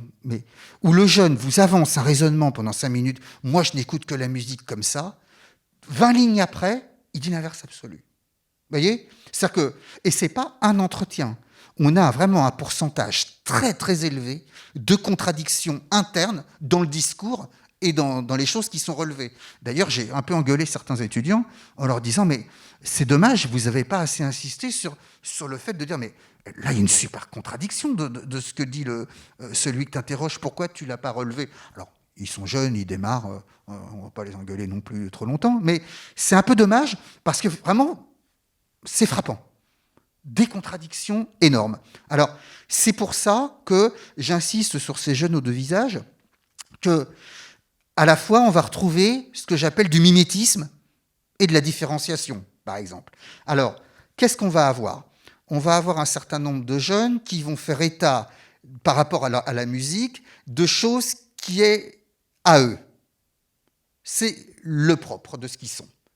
Et donc, à travers ces écoutes et à travers ce qu'ils écoutent et la manière dont ils écoutent, ils vont se différencier des autres. Et Enola, justement, dans l'entretien dont je parlais de l'armure tout à l'heure, à un moment dit, dans l'entretien, elle dit moi, je veux me sentir unique. Quand je fais mes playlists, c'est moi. Je suis unique, là. On voit qu'il n'y en a pas deux comme moi. Là, effectivement, elle développe, qu'elle écoute les musiques du monde entier, enfin bon, ainsi de suite. Mais on voit bien que, donc, il y a une volonté derrière très nette de se différencier des autres. Et cette part de différenciation, elle est très sensible chez tout le monde, dans tous les entretiens. on a quelque chose auquel on tient, notre spécificité, qu'on va retrouver d'ailleurs dans les choses que je vais dire après. À l'inverse, et ça j'ai beaucoup aimé parce que j'ai trouvé que la plupart de ces jeunes étaient très honnêtes, et il faut dire que l'étudiante qui travaille avec moi est beaucoup plus dure. Elle a une posture très critique sur sa génération que moi j'ai pas. Alors j'ai une pensée pour Jeanne parce que par moment elle y va et elle trouve que bon, il y a des choses dans sa génération qui sont trop justement de l'ordre du mimétisme. Mais je lui dis mais regarde, ce qui est assez intéressant, c'est que la plupart des jeunes disent et oui. Ils sont influencés par les réseaux, ils sont influencés par les plateformes, ils sont influencés par les autres, ils sont influencés par le souci d'être comme, pour un certain point, de ce que les autres écoutent. Donc ce mimétisme, évidemment, je n'ai pas le temps de développer. Pour ceux que ça intéresse, je renvoie aux travaux exceptionnels de René Girard sur ce mimétisme qui est vraiment passionnant. Et là, on a un phénomène vraiment très intéressant de faire comme l'autre. Tout à l'heure, je parlais de système. On a ce système. Mais là où, justement, il faudrait pousser l'analyse par rapport à René Girard, mais à mon avis, qu'il ne le fait pas, il le fait d'ailleurs. Dans le mimétisme, il y a nécessairement une différenciation. Vous voyez, et parce qu'il y a un rapport à trois, enfin, très intéressant. Bon, vous voyez, et là, ce qui me semble, c'est qu'on est vraiment toujours à cheval. Vous allez donc avoir un certain nombre de pratiques qui correspondent à ce que je dirais tout à l'heure des écoutes sociales, du souci de l'autre, et puis par moment, on va avoir uniquement le souci de soi. C'est le sujet qui compte. Hein. Alors, quand j'ai mis tout à l'heure en dessous, entre fierté et honte, c'était évidemment toute la série de questions qui étaient sur est-ce que les autres savent ce que tu écoutes ? Et, alors évidemment, beaucoup de gens, par rapport aux playlists, est-ce que tu partages tes playlists, ainsi de suite ? Alors, oui, je partage un certain nombre de playlists, ainsi de suite. Je montre. Oui, celles-là, je les mets sur le réseau, je les partage. On va d'ailleurs voir la vocation sociale de ce que ça a. C'est très important et ça va créer du lien. J'ai intitulé au tout départ sur la création de liens sociaux. Il y a vraiment quelque chose qui est très important par rapport à ça et une forme de fierté parce que ça va correspondre à une reliance, être avec les autres. On verra tout à l'heure que c'est très important de ne pas avoir ça. Par contre, là aussi, ce qui m'a vraiment frappé, c'est le nombre de personnes qui, par rapport à l'écoute de certaines choses, le cache. J'ai honte. Si les autres savaient que j'écoute ça, mais je me ferais lyncher. Et tout à l'heure, je parlais d'intime et je vais en reparler tout à l'heure. On est vraiment dans quelque chose d'intime. Il est hors de question que les autres aient accès à ce que j'écoute. Ça, c'est moi. Ça ne regarde que moi. Et vraiment, j'ai mis un moment le mot de peur du jugement, vous voyez, mais très net. Le mot juger, c'est pas moi qui le cite, c'est eux. J'ai peur d'être jugé. J'ai déjà été jugé. Je veux pas qu'on me juge. Je pourrais mettre toute une série de phrases comme ça qui revient là-dedans. Voilà, je te dis mince. Et alors, c'est là où justement, je pense que par rapport à cette génération, il y a quelque chose qui est très très important. Hein, le fait de prononcer autant cette crainte du jugement, évidemment, est à mettre en lien avec cette importance du mimétisme et de la différenciation. Voilà. Et justement, heureusement qu'il y a cette différenciation, parce que je pense que certains, de la part de mimétisme et de faire comme les autres, elle est violente aussi. Hein. Donc, on a toute une série de verbes là, donc à la fois je montre, j'affiche, je rends public, je mets sur les réseaux, quels qu'ils soient, TikTok, Instagram, ainsi de suite, ce que j'écoute, j'affiche, je le montre, et toute une série d'autres choses qui, à l'inverse, je cache et je tais, et que même des proches, c'est-à-dire que, par exemple, évidemment, je leur dis, j'ai demandé aux étudiants de dire, mais est-ce que votre copain sait que... Non, même pas. On a nos playlists séparées, et je ne veux pas qu'ils regardent, il y a des choses qu'ils ne regardent que moi. Voilà. Donc, on est vraiment sur l'ordre de l'intime. Hein. Alors, du coup, ce que je propose, c'est d'essayer donc de voir trois formes de musique. Le rapport à la musique, ce que j'appelle la musique en soi, c'est-à-dire écouter de la musique pour elle-même, les moments d'immersion, par exemple. Là, il n'y a pas d'autre donnée que c'est la musique qui prime, c'est elle qui l'emporte. C'est d'ailleurs ce qui était très évident dans cet amour de la musique prononcé par les jeunes dès le départ.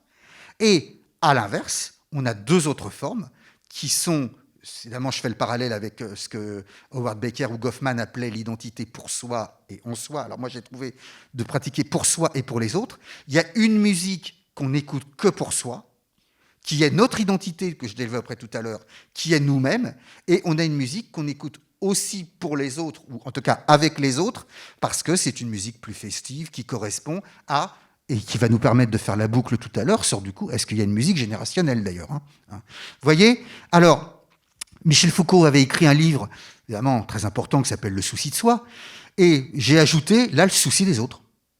Parce qu'il me semble qu'aujourd'hui, justement, la différenciation, c'est qu'on n'a pas où c'est le souci de soi et des autres. Aujourd'hui, ce qu'est cette génération est très, très marquée par le fait d'avoir cette double dimension. Le souci de soi, et vous voir pour une fois, je vais faire peut-être quelque chose de plus critique tout à l'heure, parce qu'on pourrait dire justement ce souci de soi, mais quelle forme il prend? Est-ce que c'est de l'individualisme? Est-ce que c'est du narcissisme? Un petit peu. Bon. Alors, voilà, donc l'écoute pour soi, ce que j'appelle donc le sujet individuel. Très fort. La musique que je vais, qui va me procurer des émotions qui vont me permettre de m'exprimer, ce que j'appelle l'expressivité. Vous verrez tout à l'heure que j'ai inventé un concept pour ces livres-là, j'y tiens. Notamment, la plupart des jeunes disent que par rapport à ce qu'ils écoutent, ils dansent, ils chantent. Voilà, on est donc dans quelque chose, ça bouge, enfin on est dans quelque chose qui est vraiment de l'ordre de l'expression, hein, et on a quand même d'ailleurs aussi pas mal de jeunes qui, là ça nécessitera un autre travail, qui aussi écrivent, hein, font des textes, ainsi de suite, donc très en lien avec des pratiques musicales. Donc ce que je disais tout à l'heure, ce besoin de solitude et d'intimité qui est essentiel.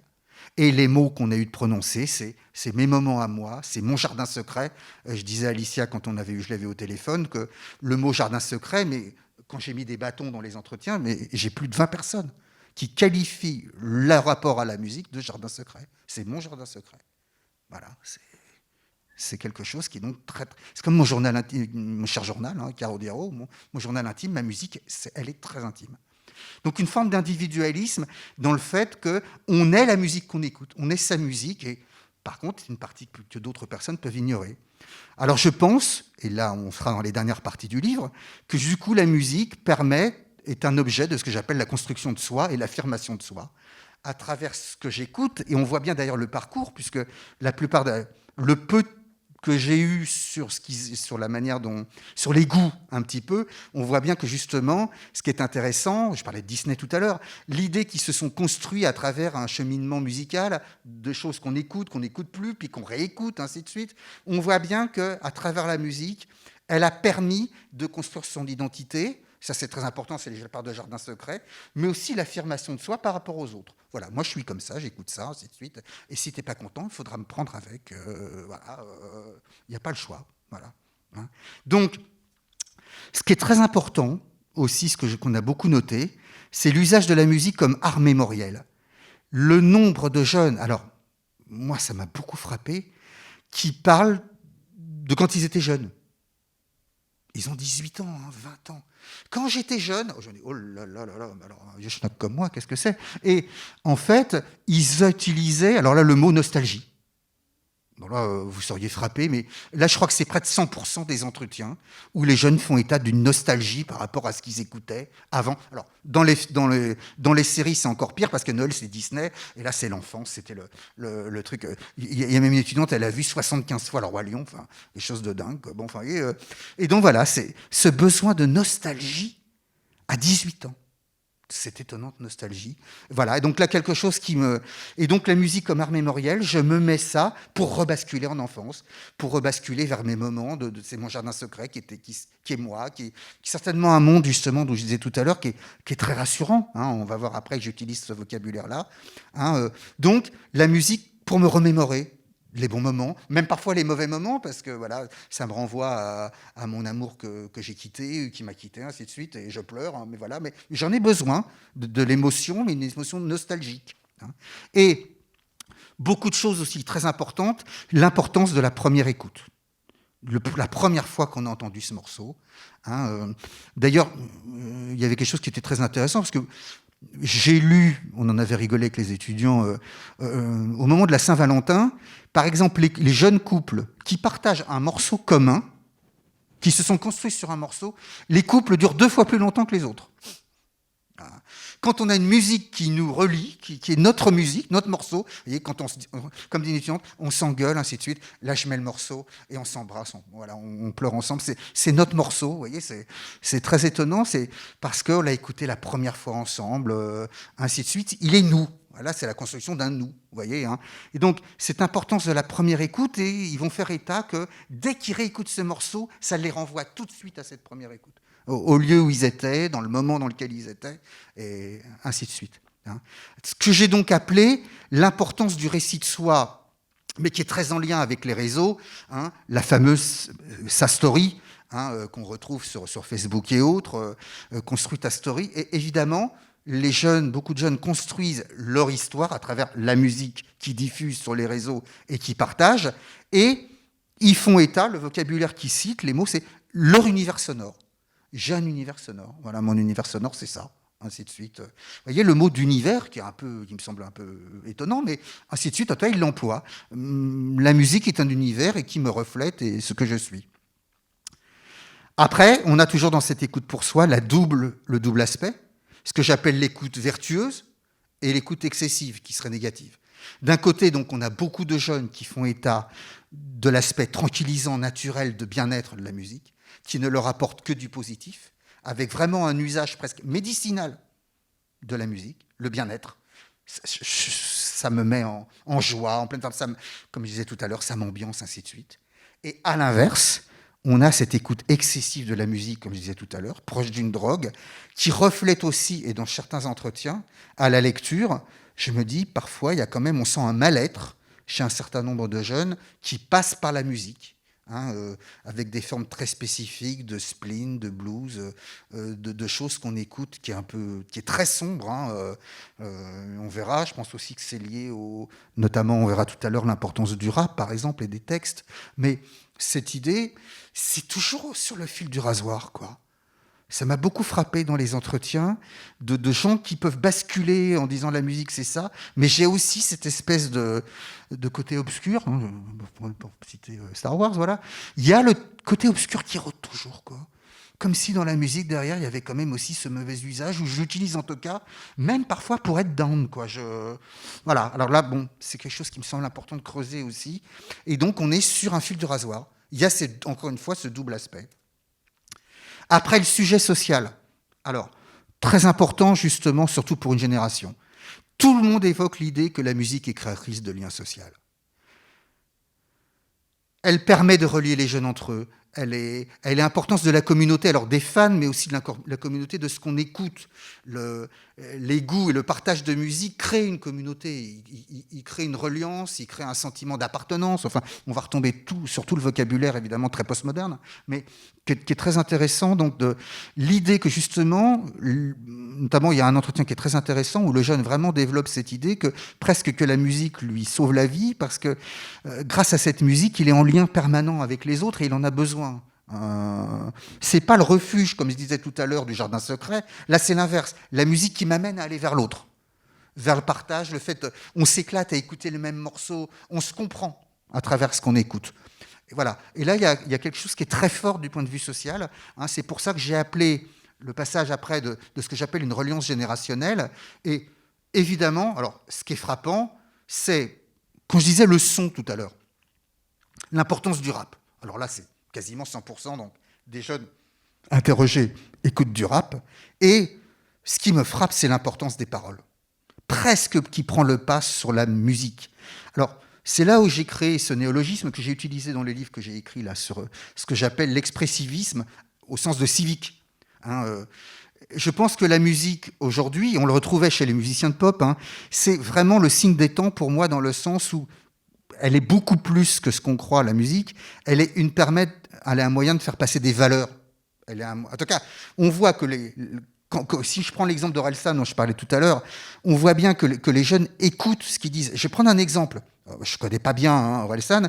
Quelqu'un me dit, c'est tellement important, par exemple, à un moment dans une de ses chansons, visiblement, il émet l'idée que les dauphins sont des violeurs. Et la personne me dit, j'ai regardé.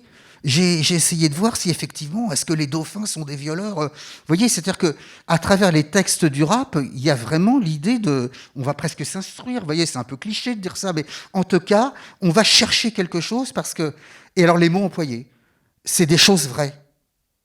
Ce réalisme qui est très important dans le texte. Là, il y a du vécu et le texte, par moments, l'emporte vraiment sur la musique, quoi. On va se retrouver parce qu'ils disent des choses que... c'est comme disent les jeunes toujours, le trop. Ah, c'est trop vrai, c'est trop bien, c'est trop ça. Vous voyez, c'est ce qu'il dit là, voilà, ça touche vraiment. Hein. Alors ensuite, on a l'idée effectivement de musique comme bien d'échange. On s'échange des playlists, on s'échange des débats, on échange des idées à travers la musique. Évidemment, des thèmes comme celui du racisme et de l'antiracisme est très important. Hein, et là, mes jeunes de milieux ruraux sont touchés exactement de la même manière que ceux de milieux urbains. Hein. Ça leur parle, c'est-à-dire que c'est des questions qui sont celles de leur génération.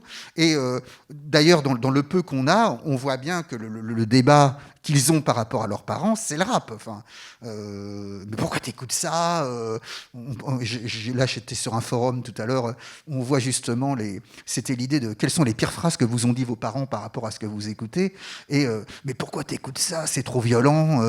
Il y en a qui vont même cacher d'ailleurs. Hein, ils vont dire ça c'est le rap que je peux pas mettre. Mais si mes parents savaient que j'écoute ça, mais ils me tuent quoi. Enfin, je veux dire, on a donc encore une pratique cachée parce que c'est trop violent, puis c'est grossier, ainsi de suite. Ils ont même d'ailleurs un peu par moment, les jeunes filles, elles ont du mal aussi parce que là c'est quand même trop cru. Puis la vision des femmes aussi. Alors du coup, ça fait débat. Vous voyez, j'allais dire quelque chose qui est très différent que nous. La musique prenait le pas, on aimait les textes, évidemment, depuis Dylan, hein, mais ce que je veux dire, là, c'est vraiment presque 60-40. Alors évidemment, l'artiste idéal pour cette génération, c'est celui qui arrive à mettre en musique ses mots, quoi. C'est le top, quoi. C'est vraiment le... Mais j'ai l'impression que le primat des mots est très important. J'ai même évoqué l'idée, il faudrait que j'en parle aux étudiants. J'ai bien peur, on est en année électorale, que les discours politiques, en tout cas des hommes politiques, mais ils ne leur parlent pas. Enfin, je veux dire, c'est par rapport au... J'ai envie de dire, il faudrait que les hommes politiques écoutent ce que le rap leur dit, parce que là, ils leur parlent. À l'inverse, j'ai l'impression, je me dis, mais déjà, ce n'est pas des mots qui nécessairement comprennent, qui les touchent. Et alors que par contre, ce qui est très intéressant, vous voyez, j'ai mis chose vraie, ces jeunes font état de... Ils ont besoin qu'on leur dise ça. Ils ont besoin qu'on leur raconte le monde, l'état du monde, mais pas par ces personnes-là, pas par les hommes politiques. Ils n'ont pas besoin, entre guillemets, d'eux pour le savoir, c'est dit par d'autres canaux. Bon, enfin, ouais, très réaliste, quoi. Ce qui serait intéressant, d'ailleurs, c'est faire le parallèle avec les mouvements artistiques. Le prochain livre que je ferai est sur la littérature de la fin du 19e siècle, c'est mon dada, où justement, moi je m'intéresse au symbolisme et au décadentisme qui vient après le réalisme, justement. Ce qui est très intéressant, c'est que j'ai l'impression que peut-être on va tellement manger de réalisme qu'il va se passer quelque chose après, qui sera le retour du symbolique, retour de quelque chose d'autre, parce que c'est intéressant, l'auteur qui reflète ça, c'est Huysmans, par exemple, qui démarre comme un naturaliste, évidemment compagnon de Zola, et qui va après produire des livres, comme À rebours, évidemment, qui sont... complètement... Zola était effrayé par rapport à rebours, en disant mais qu'est-ce que c'est que ce livre, tu nous quittes, tu nous lâches. Oui, parce que c'est comme si à un moment il y avait une forme d'épuisement du réalisme, et je me dis mais est-ce qu'on va pas... à mon avis il va se passer quelque chose, parce que tous ces rappeurs qui racontent ce présent, ainsi de suite, peut-être qu'il y aura besoin d'autre chose. Hein. Alors, autre chose qui est intéressant, c'est la musique comme norme de tolérance. Oui. Alors, déjà, cette tolérance, on la retrouve dans tous les entretiens, sur le sens que, par exemple, dans le choix des musiques, quand on est à plusieurs, ça tourne. Chacun met à tour de rôle. Le mot de tolérance est vraiment employé à plusieurs reprises. On veille à ce que tout le monde puisse s'exprimer, en tout cas mettre ce qu'il a envie. Et la norme de tolérance, c'est j'aime pas la même musique que lui, mais je tolère. Hein. Elle est donc entre jeunes, entre amis, avec cette cohésion du terrain d'entente, du compromis pour l'écoute, très net. Hein, quand on est ensemble, on est à plusieurs, et même dans le couple, on fait des compromis pour l'écoute collective. C'est pas toujours le même qui a le... Il y en a qui ont fait confiance parce qu'ils savent le faire et on aime ce qu'ils mettent, mais il y a une pratique politique du compromis de l'écoute collective. Hein, ça tourne et chacun son tour. Et Ce qui est très intéressant, c'est que derrière ça, cette norme, j'ai l'impression qu'il y a une variable d'ajustement aussi. Je parlais du rap tout à l'heure, et quand je dis ça permet de relativiser, parce qu'on a un certain nombre justement de jeunes qui disent que quand ils sont down et qu'ils vont pas bien, quand ils entendent ce que certains textes disent, ah bon, on est quand même privilégiés et se sentent justement, ils utilisent la musique comme outil de relativisation, et c'est une variable d'ajustement par rapport au fait de se dire, bon, non ça va, j'ai quand même pas à me plaindre par rapport à ce que certains vivent. Dernier point sur cette question-là, évidemment, la musique qui crée des liens intergénérationnels. Avec moi, ce qui me frappe, c'est le succès des années 80. Quoi. Alors, en soirée, évidemment, visiblement, alors, dès qu'il y a le passage années 80, c'est le moment où c'est la transe, c'est la fête. Visiblement, ça fait l'unanimité, ainsi de suite. Alors, voyez, et puis...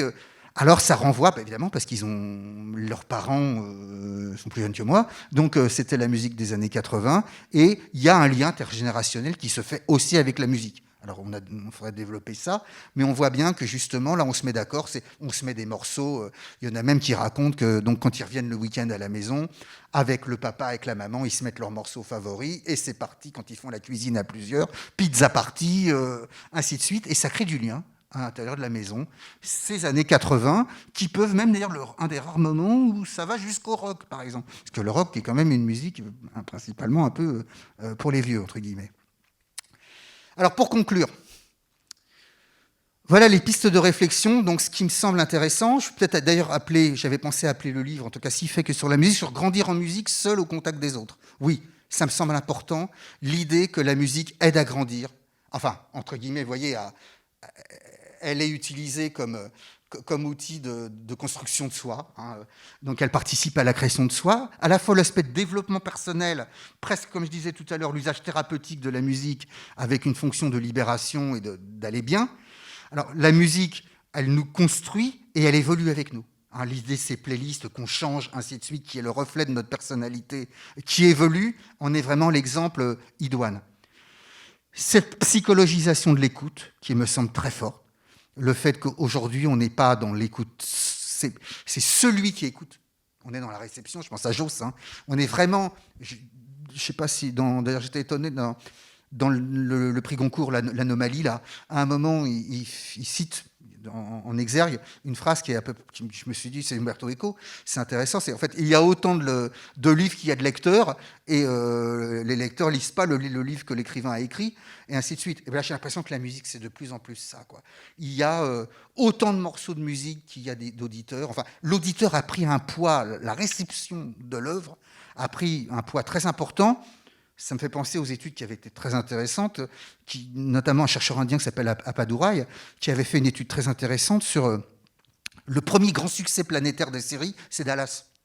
Et Dallas, pour certains, ça ne va rien vous dire, mais c'est un peu l'équivalent pour ma génération de ce que serait Game of Thrones pour la vôtre, vous voyez, ou Squid Games, par exemple, aujourd'hui. Et ce qui est très intéressant de ce que montre Appadurai, c'est qu'il y avait eu autant de réception de la série en fonction des cultures.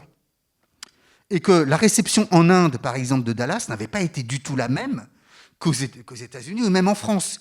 Hein, parce que nous, ces types avec leurs dériques de pétrole et leurs chapeaux de cow-boy, à la fois, on était fascinés, puis quand même, ils sont un peu ridicules, quoi. Et alors, il a fait toute une étude transversale dans le monde. Alors, les pays arabes avaient une lecture, évidemment, très différente, parce qu'il y avait même des personnages féminins qui étaient cachés, enfin, vous voyez, ainsi de suite. Donc, très intéressant de voir que cette réception, finalement, aujourd'hui, on commence à avoir beaucoup d'études, hein, des prémices qu'avait eu Umberto Eco là-dessus, hein, le lecteur in fabula, du lecteur qui investit ce qu'il écoute, alors ce qu'il lit. Là, je pense que l'auditeur, c'est très important aussi. Il se projette vraiment dans ce qu'il écoute. Et bon, on est vraiment en psychologisation forte. À l'inverse, je pense que la musique est aujourd'hui un outil de socialisation extraordinaire pour les jeunes, qui admettent à la fois, autant rechercher d'ailleurs, l'influence à influencer les autres, en disant ce qui est génial, c'est quand ma playlist, elle est reprise, quand les gens écoutent ce que j'écoute, aiment et me renvoient des likes, on dit « il est super le morceau, ta playlist, elle est géniale », ainsi de suite.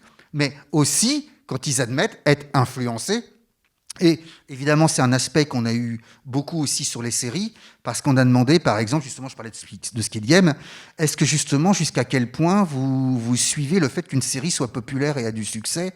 Parce que je posais la question des algorithmes sur Netflix, vous savez, 100% des gens ont aimé ça. Est-ce que vous, du coup, vous suivez? Et les gens disent quand même que oui, ils admettent, à mot couvert parfois, mais enfin qu'ils sont quand même influencés par les réseaux et ainsi de suite. L'aspect positif, on va avoir un aspect positif et un aspect négatif pour finir. L'aspect positif, c'est que je pense qu'effectivement la musique ouvre sur un monde à d'autres cultures, et c'est très frappant de voir qu'effectivement le succès de la musique coréenne, hein, de la musique japonaise évidemment, alors on ne parle même pas des mangas pour les séries, mais il y a aujourd'hui, alors les musiques latino, hein, l'espagnol est presque en train de supplanter l'anglais, même si en France le français reste aussi par rapport à la loi langue, hein, reste le fait que les jeunes Français sont très attachés. Je crois que les deux pays dans le monde où on est le plus attachés à notre musique, en termes de langue, c'est la France et le Brésil. Hein, il faut dire qu'ils ont une musique tellement extraordinaire au Brésil, n'en parlons pas. Mais donc, on a des quotas qui ont fait qu'on a pu préserver notre langue française. Et la proportion de musique française écoutée par les jeunes Français est très forte, d'où l'importance des paroles de ce que je disais tout à l'heure, mais qui est aussi une tradition chez nous. Hein. Et évidemment, et donc par contre, à l'inverse, le fait que l'ouverture sur les jeunes d'un certain nombre de jeunes aujourd'hui est extraordinaire. Ils ont un panel de culture et de piocher dans les cultures du monde qui reste très fort. Voilà. L'idée que j'ai mise, être ici et ailleurs, oui, j'ai envie de dire, leur locus, on voit que, par exemple, l'été, la plupart des jeunes disent, mais là, c'est l'espagnol, quoi. C'est la musique latino, c'est la fête. Ils doivent écouter, je sais pas, 60% de la musique en espagnol. Même en plein Paris, hein, ou à Châlons. C'est l'Espagna sur le bord du Jard. Bon, voilà, donc c'est très étonnant. L'aspect négatif, et je suis obligé de revenir à Bourdieu, je pense à une phrase qui est essentielle de ce qu'a dit Bourdieu, il dit la phrase comme ça, le fait divers fait diversion. Bon, puisqu'il parlait de l'importance de cette omniprésence des faits divers qui justement empêche le vrai débat. Et ce qui me frappe un peu, c'est quand même globalement, il faut toujours être un peu critique, hein, c'est quand même que dans le fait que l'usage de la musique devient quand même un peu fonctionnel, j'ai l'impression qu'il y a quand même une part de musique. Alors, il faut prendre peut-être le bon et le mauvais. En tout cas, la musique est de plus en plus une diversion.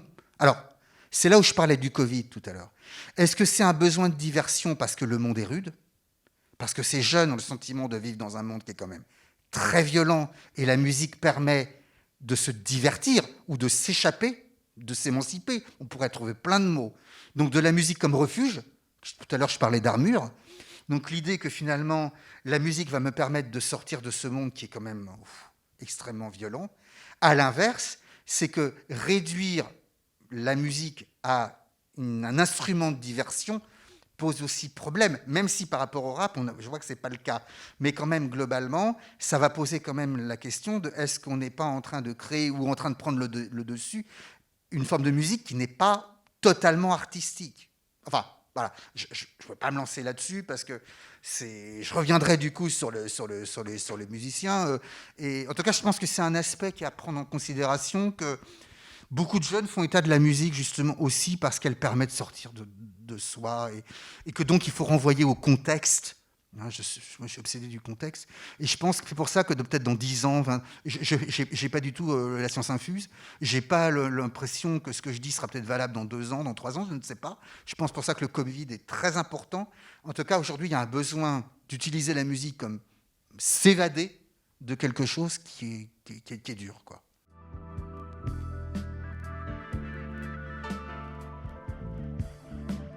Alors, pour commencer, vous avez parlé de Harbour, là, vers la fin de votre exposé, et je suppose que c'est l'exemple de ce que vous avez appelé le décadentisme. Enfin, c'est un bon exemple de ce mouvement. Et donc, ma question, ça serait à quoi ça pourrait correspondre en musique ? Ah oui. Le symbolisme, je pense qu'une forme de musique progressive dans les années 70, c'était ça. Pink Floyd, par exemple, où la musique était... il fallait aller chercher... on amenait... il fallait te les décris.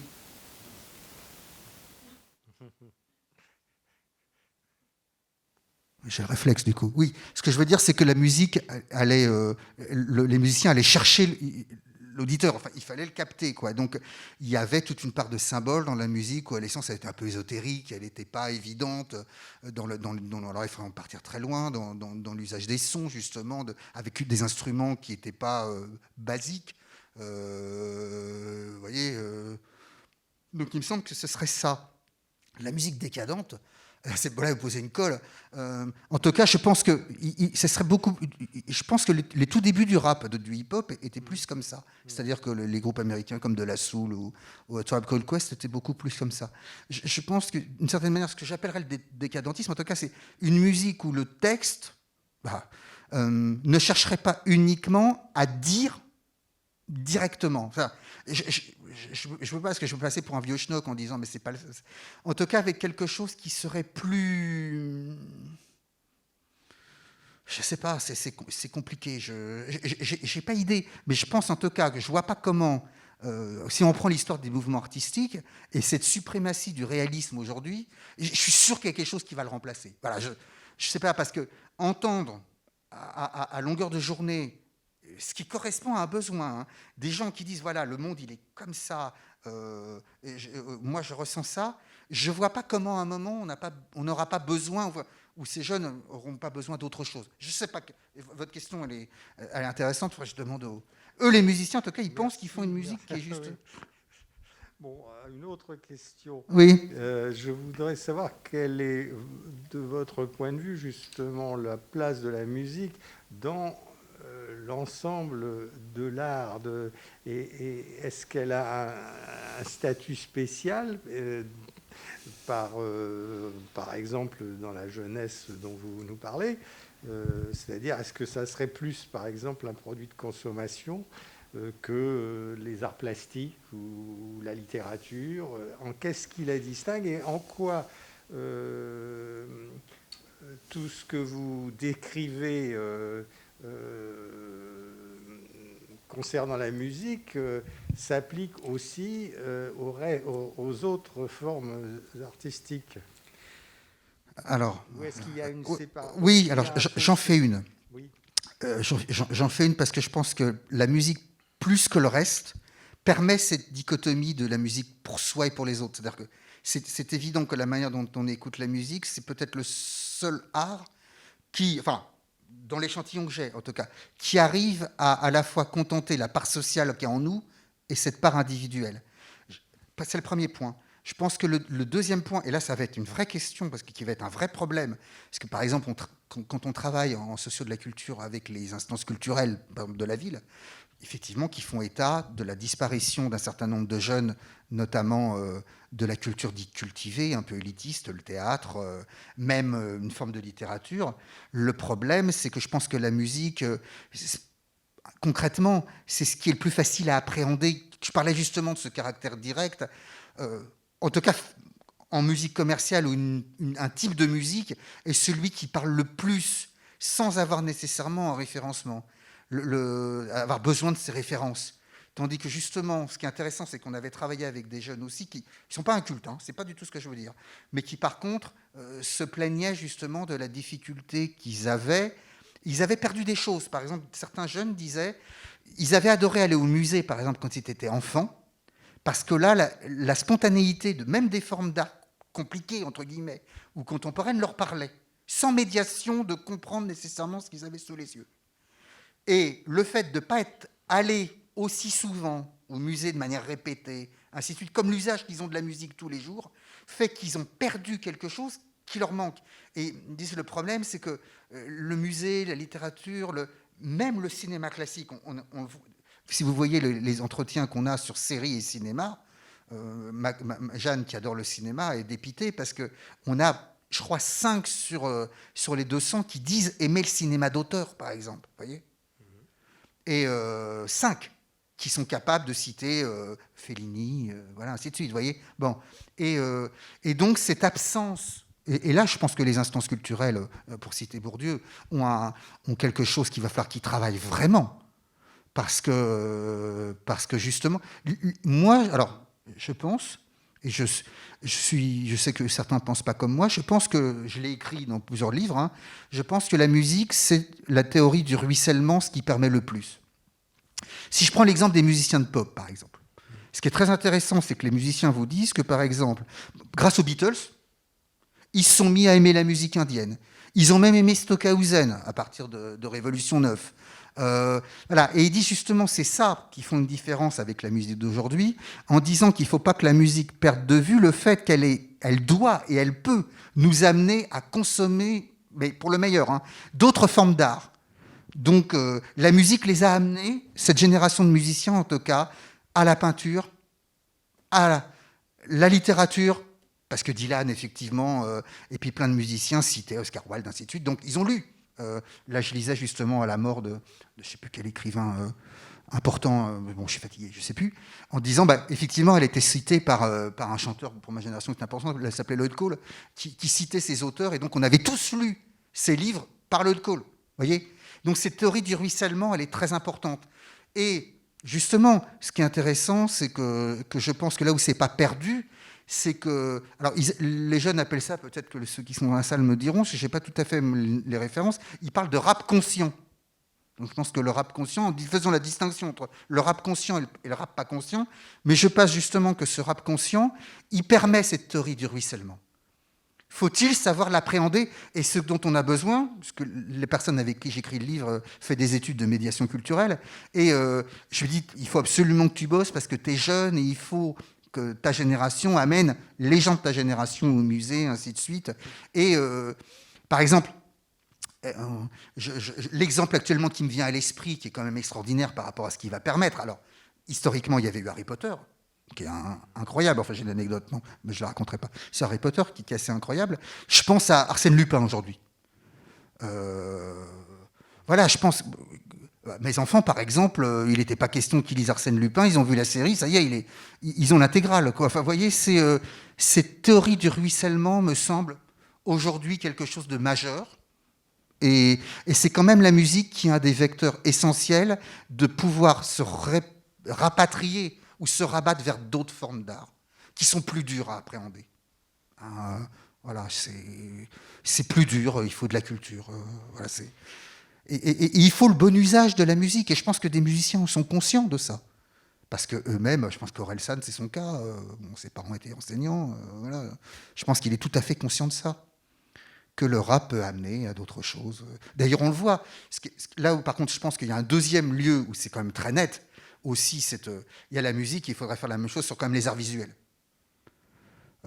Que cette génération de musiciens, elle travaille sur l'esthétique visuelle des clips, de la mise en scène, de soi. Le documentaire sur Orelsan, il est incroyable pour ça. Je ne sais pas si vous l'avez vu. Fantastique de ce point de vue-là. Voilà. Les arts plastiques, je pense, seront les grands gagnants.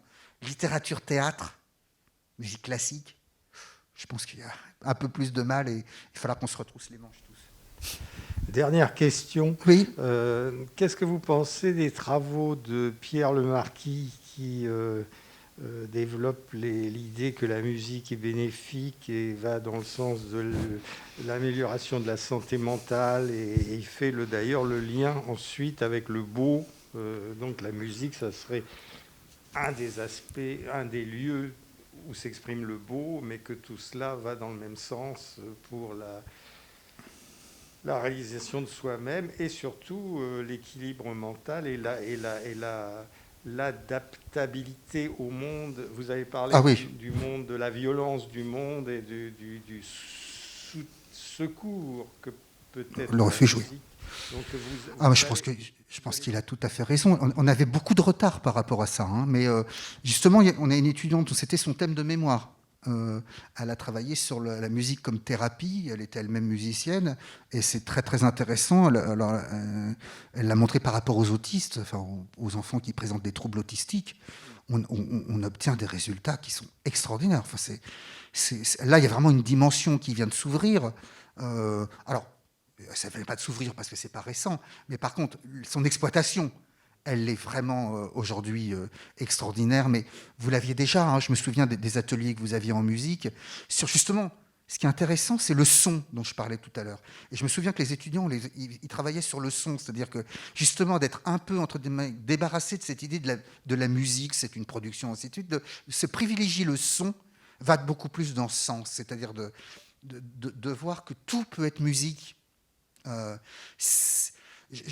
personne que vraiment je trouve extraordinaire pour ça, pour faire comprendre ça, c'est Björk, la chanteuse islandaise, qui partout, qui raconte que le plus beau concert qu'elle a vu, qu'elle a entendu, c'était un soir d'orage, une tente qui battait, et elle dit, mais des rythmes incroyables que j'ai jamais entendus, elle a enregistré, elle dit, voilà, j'avais là un concert extraordinaire, et elle a fait écouter ça à ses enfants, et du coup ils se sont créés ces rythmes, ils se sont mis ils sont devenus musicants.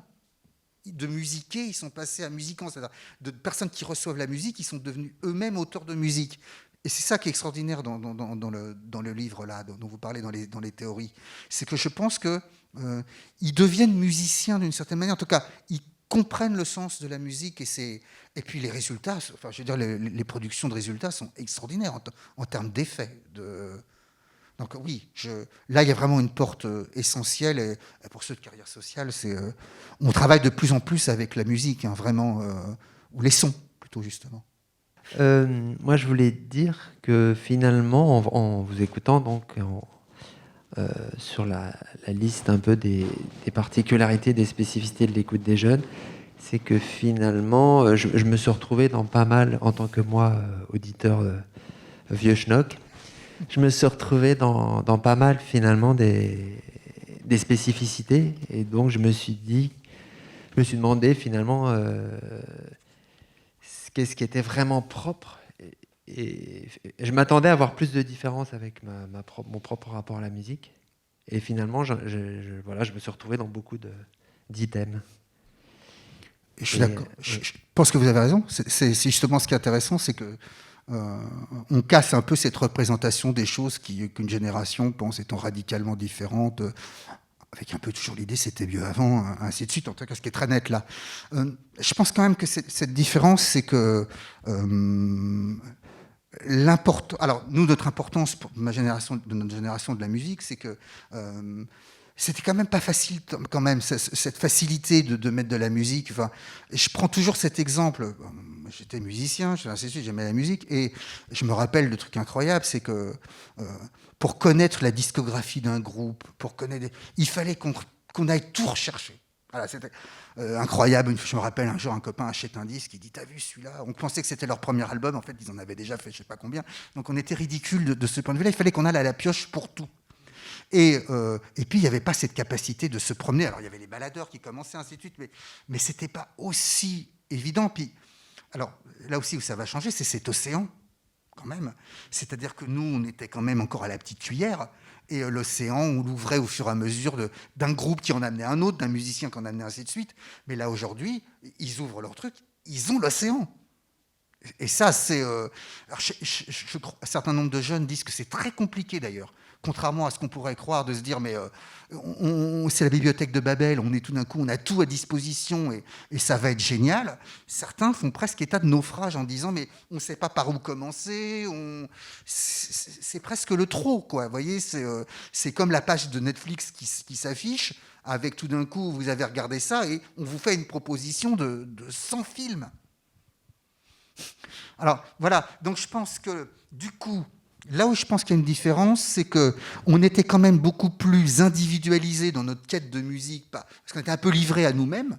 Et là, aujourd'hui, ce qui change quand même, c'est qu'elle fait partie de la vie de tous les jours, elle est omniprésente, on en parle, on échange, et cet aspect que j'ai dit tout à l'heure, ce qui me semble différent, vraiment, c'est quand même cette idée enfin moi, alors peut-être je me trompe, hein, peut-être vous fera intéressant de se cacher là, de cette peur du rejet, c'est-à-dire que les sanctions sociales, voilà, c'est là que je voulais venir.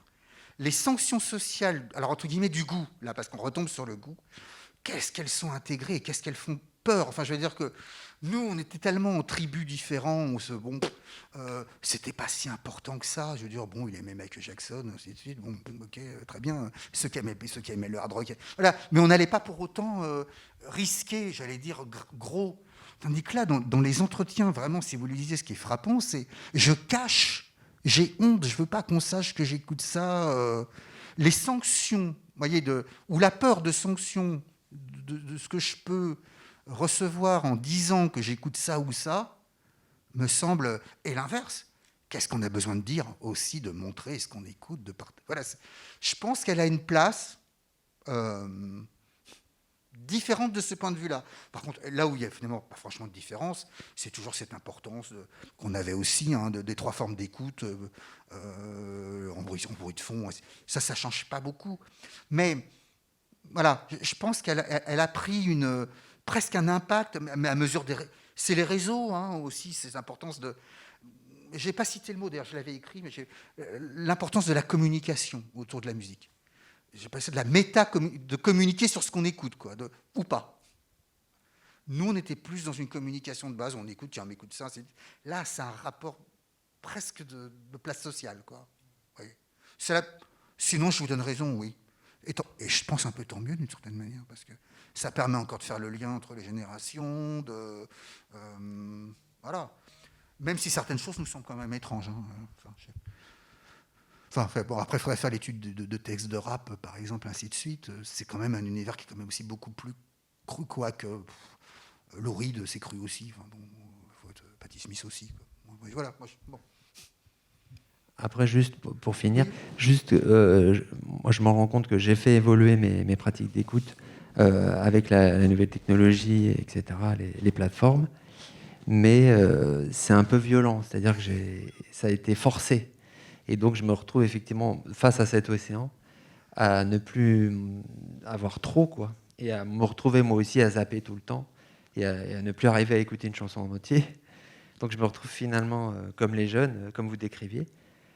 Sauf que je me pose la question de... Moi, je le vis mal, mais eux, ils le vivent a priori pas mal, puisqu'ils ont toujours connu ça, presque. Donc voilà, il y a une différence qui est dure à imaginer. Je suis passé du vinyle au CD, et je me rappelle qu'avec les copains, ce qui a vraiment été une caractéristique, c'est quand on avait nos vinyles, on connaissait par cœur le nom des morceaux, face A, face B, ainsi de suite. Après, c'est devenu... J'aime bien la 8, la 9, elle est pas mal. Bon, la 4, elle m'énerve un peu. Le support, ça, dans l'histoire de la musique, c'est une réalité. Du 78, 45, 33, ainsi de suite. D'ailleurs, ce retour du vinyle, ça serait très intéressant aussi d'étudier ça. Mais j'ai l'impression que le support, oui, il change l'auditeur. Enfin, c'est évident, de ce fait. Et puis même sur la production des disques. Le vinyle, c'était quoi, 45 minutes maximum, 22 minutes par face. Les premiers disques de rap, ils font 70 minutes, 75 minutes. Enfin, l'artiste lui-même ne produit pas la même chose. Enfin, c'est une banalité de ce que je dis. Mais du coup, pour l'auditeur aussi, certains disaient, oh là, se mettre 70 minutes de la même musique du même artiste, même si je l'adore. Et du coup, je pense que... Bon, ça, j'aime pas. Voilà, du coup, on zappe, quoi. Je crois que c'est ça. Mais c'est encore plus net, par contre, sur les séries.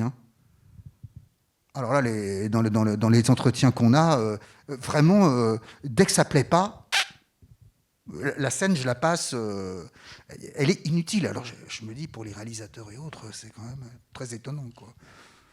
Voilà. Je rebondis juste sur le fait que pour se retrouver dans cet océan, en fait, il y a toujours moyen de tirer le fil. Et c'est vrai que pour nous, c'était pas possible parce qu'il fallait être dans le bon réseau, ou alors à la médiathèque, ou attendre des années avant d'avoir l'argent pour acheter tel disque, etc. Là, dans cet océan, je pense qu'il existe des sites, je pense au site Genius, par exemple, qui sont alimentés, alors je sais pas si c'est alimenté par des jeunes ou pas, ou sample aussi, c'est-à-dire on va écouter un morceau, on va chercher la référence de tel sample. C'est génial. Ça, c'est vraiment un moyen de passer des heures dans cet océan, là, sans se noyer. Et je me pose la question, je ne sais pas exactement si les jeunes effectivement alimentent ces sites-là, c'est-à-dire les deux dont je parle. Parce que du coup, effectivement, là, il y a vraiment un moyen de ne pas se perdre dans cet océan, quoi.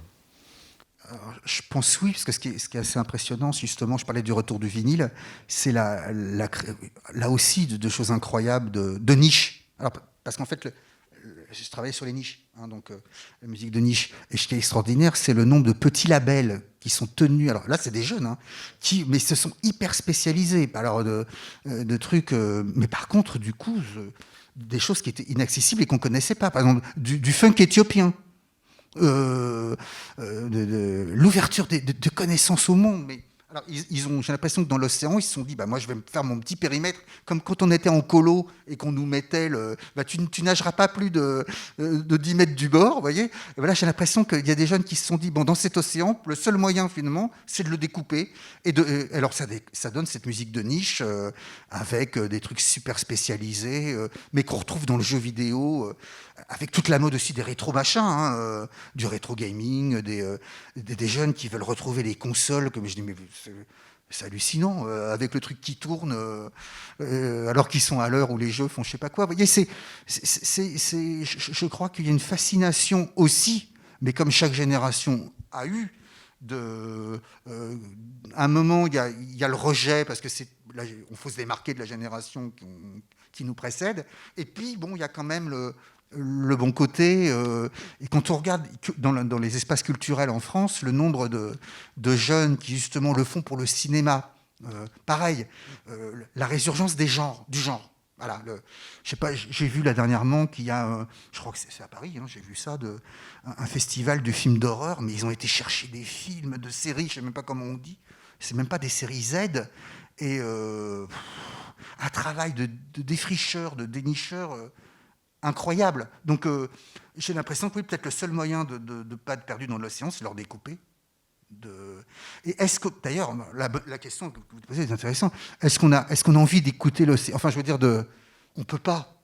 Enfin, objectivement, c'est. Donc, à un moment, je crois qu'on a besoin de se créer des repères, de choses et on avancera. C'est beaucoup plus le saut de puce ou le saut de cavalier. Il me semble la métaphore qui convient de ça. C'est, par exemple. Ce dont je n'ai pas parlé, évidemment, c'est que la plupart des jeunes disent qu'en fait, ce n'est pas par la musique qu'ils ont accès à tel ou tel morceau. C'est par les jeux vidéo et par les séries. Ils ont entendu tel morceau dans telle série, hop, alors ils shazament. Ils n'arrêtent pas de shazamer. Heureusement que Jeanne m'a appris ce que c'était. Bon, voilà. Donc ils shazament le morceau, paf, voilà. Alors ils ont vu ça, donc je ne sais pas, tellement. Par la bande. Puis on a même les paroles, c'est incroyable. Oui, ils chantent, ils peuvent chanter, puis ils retrouvent la mélodie, ils retrouvent le morceau. Enfin, voilà, c'est incroyable de voir que nous, on était quand même très musico-musique, quoi. Enfin bon, qu'est-ce que la musique nous amenait avec nos 2-3 revues à la musique elle-même, et après on creusait. Tandis que là, aujourd'hui, ce qui amène à la musique est beaucoup plus divers. La pub, les jeux vidéo, les séries, par la bande, quoi. Hein, on le voit, je ne sais pas, tous ceux qui ont des enfants, je le vis tous les jours. Tout d'un coup, mon fils qui arrive et qui me dit tiens, j'ai écouté ça. Comment ça se. Je sais plus. Al Green, je crois que c'était, ou Sam Cooke. Sam Cooke, Sam Cooke, hein, mais si moi je lui avais demandé de mettre un Sam Cooke, le disque volait dans le salon. Tandis que là, c'était la musique qui illustrait je ne sais quoi. Là, tout d'un coup, ça prend une magie extraordinaire. Mais c'est bien. Découvrir les Doors, par exemple. Ah oui, c'est extraordinaire, quoi. Mais voilà, je pense que les choses ne se perdront pas. Au contraire, c'est les trésors, il faut dire que c'est vrai. Hein. Dans la musique populaire, pour ça qui a été beaucoup dénigré, mais il y a des trésors, mais qui sont... Au tout début des blogs, par exemple, c'était inimaginable, hein, le travail qu'ont fait des gens, de sortir des disques dans tout genre. Hein, je racontais ma vie, là je suis un peu dans la musique progressive, par exemple, je ne savais pas qu'il y avait eu tant de groupes de musique progressive italienne, par exemple, et alors on en ouvre un, c'est la boîte de Pandore, enfin, tout d'un coup il y a 50 groupes, enfin, c'est dans les années, rien que l'année 71, par exemple, enfin, vous voyez, c'est dingue. Donc c'est la passion, c'est ça qui est bien, je pense que c'est aussi la passion qui va... Ah oui, il faut l'être. Parce que sinon, je crois justement cette espèce de dualité de monde. Là, je pense que tout à l'heure, quand je parlais de monde violent et autres, et du rôle que joue la musique, ça m'a l'air vraiment primordial, c'est ce côté refuge, quoi. On peut comprendre ça comme ça, quoi. Je vois qu'il y a 2 jeunes quand même. Ça vous a semblé complètement iconoclaste, incongru, ou il y a des choses qui vous ont parlé, où vous dites vraiment, j'ai l'impression que les jeunes dont ils parlent, c'était pas nous. Non, franchement, il y a plein de... Enfin, je me suis reconnue dans presque 99% de ce que vous avez dit. Donc, ça m'a pas choqué. J'aime bien ça, choqué. L'émotion. Voilà. J'aurais bien aimé être interviewée comme les jeunes que vous avez interviewés. Ça m'aurait... Enfin, je pense que j'aurais dit la même chose. Mais... Donc, ouais, c'était intéressant. Non, moi c'est pareil aussi, je me suis reconnu dans la très très très grande majorité des points qui ont été abordés. Non, il y a peut-être juste le côté musique intime où moi ça me dérange pas trop qu'on écoute ma playlist sans me demander. Mais bon, après ça doit être propre à chacun, mais sinon je me suis aussi reconnu dans un peu tout.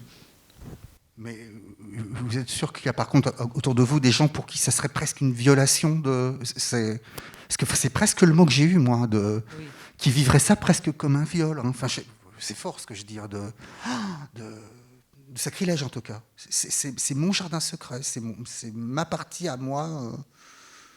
Voilà, j'ai été très étonné de la force des mots employés par rapport à ça, quoi. Ouais, je pense. Enfin, il y a des musiques que j'écoute qui sont complètement différentes de celles que les gens avec qui je vis constamment écoutent. Donc, je pourrais avoir un jugement par rapport à ça. Mais c'est pas quelque chose qui me dérange aussi. C'est pas. Je me dis pas si je le dis, ça va être la catastrophe mentalement pour moi, quoi. Du coup, voilà. Mais c'est vrai qu'il y a plein de musiques que je vais pas forcément écouter. Enfin, je vais écouter toute seule, quoi. Je vais pas forcément écouter avec les autres avec qui je vis. Alors c'est vrai que j'ai grandi avec le rap et tout, Tupac, tout ça, années 90, ensuite 2000 avec Orelsan. Mais chez moi on a toujours écouté de tout, du jazz, comme vous dites, du Sam Cooke, du Ella Fitzgerald, donc j'ai toujours eu une musique éclectique. Mais comment dire, j'avoue que les gens autour de moi n'écoutaient pas ce que j'écoutais, donc ça m'est pas venu à l'idée d'aller proposer des sons vintage des années 50 ou quoi. Mais après, j'ai pas honte non plus, je cache pas. Si on me demande, j'en parlerai d'ailleurs. Donc voilà. Mais après, la tolérance, tout ça, c'est vrai qu'il y a beaucoup de jugements sur ce qu'on écoute. Ça montre qui on est, comme vous dites, même une classe sociale. Parce qu'il y en a qui vont écouter du Brassens, qui vont dire qui a des mots forts, qui a des mots forts. Et voilà, mais après, faut s'affirmer. Hein.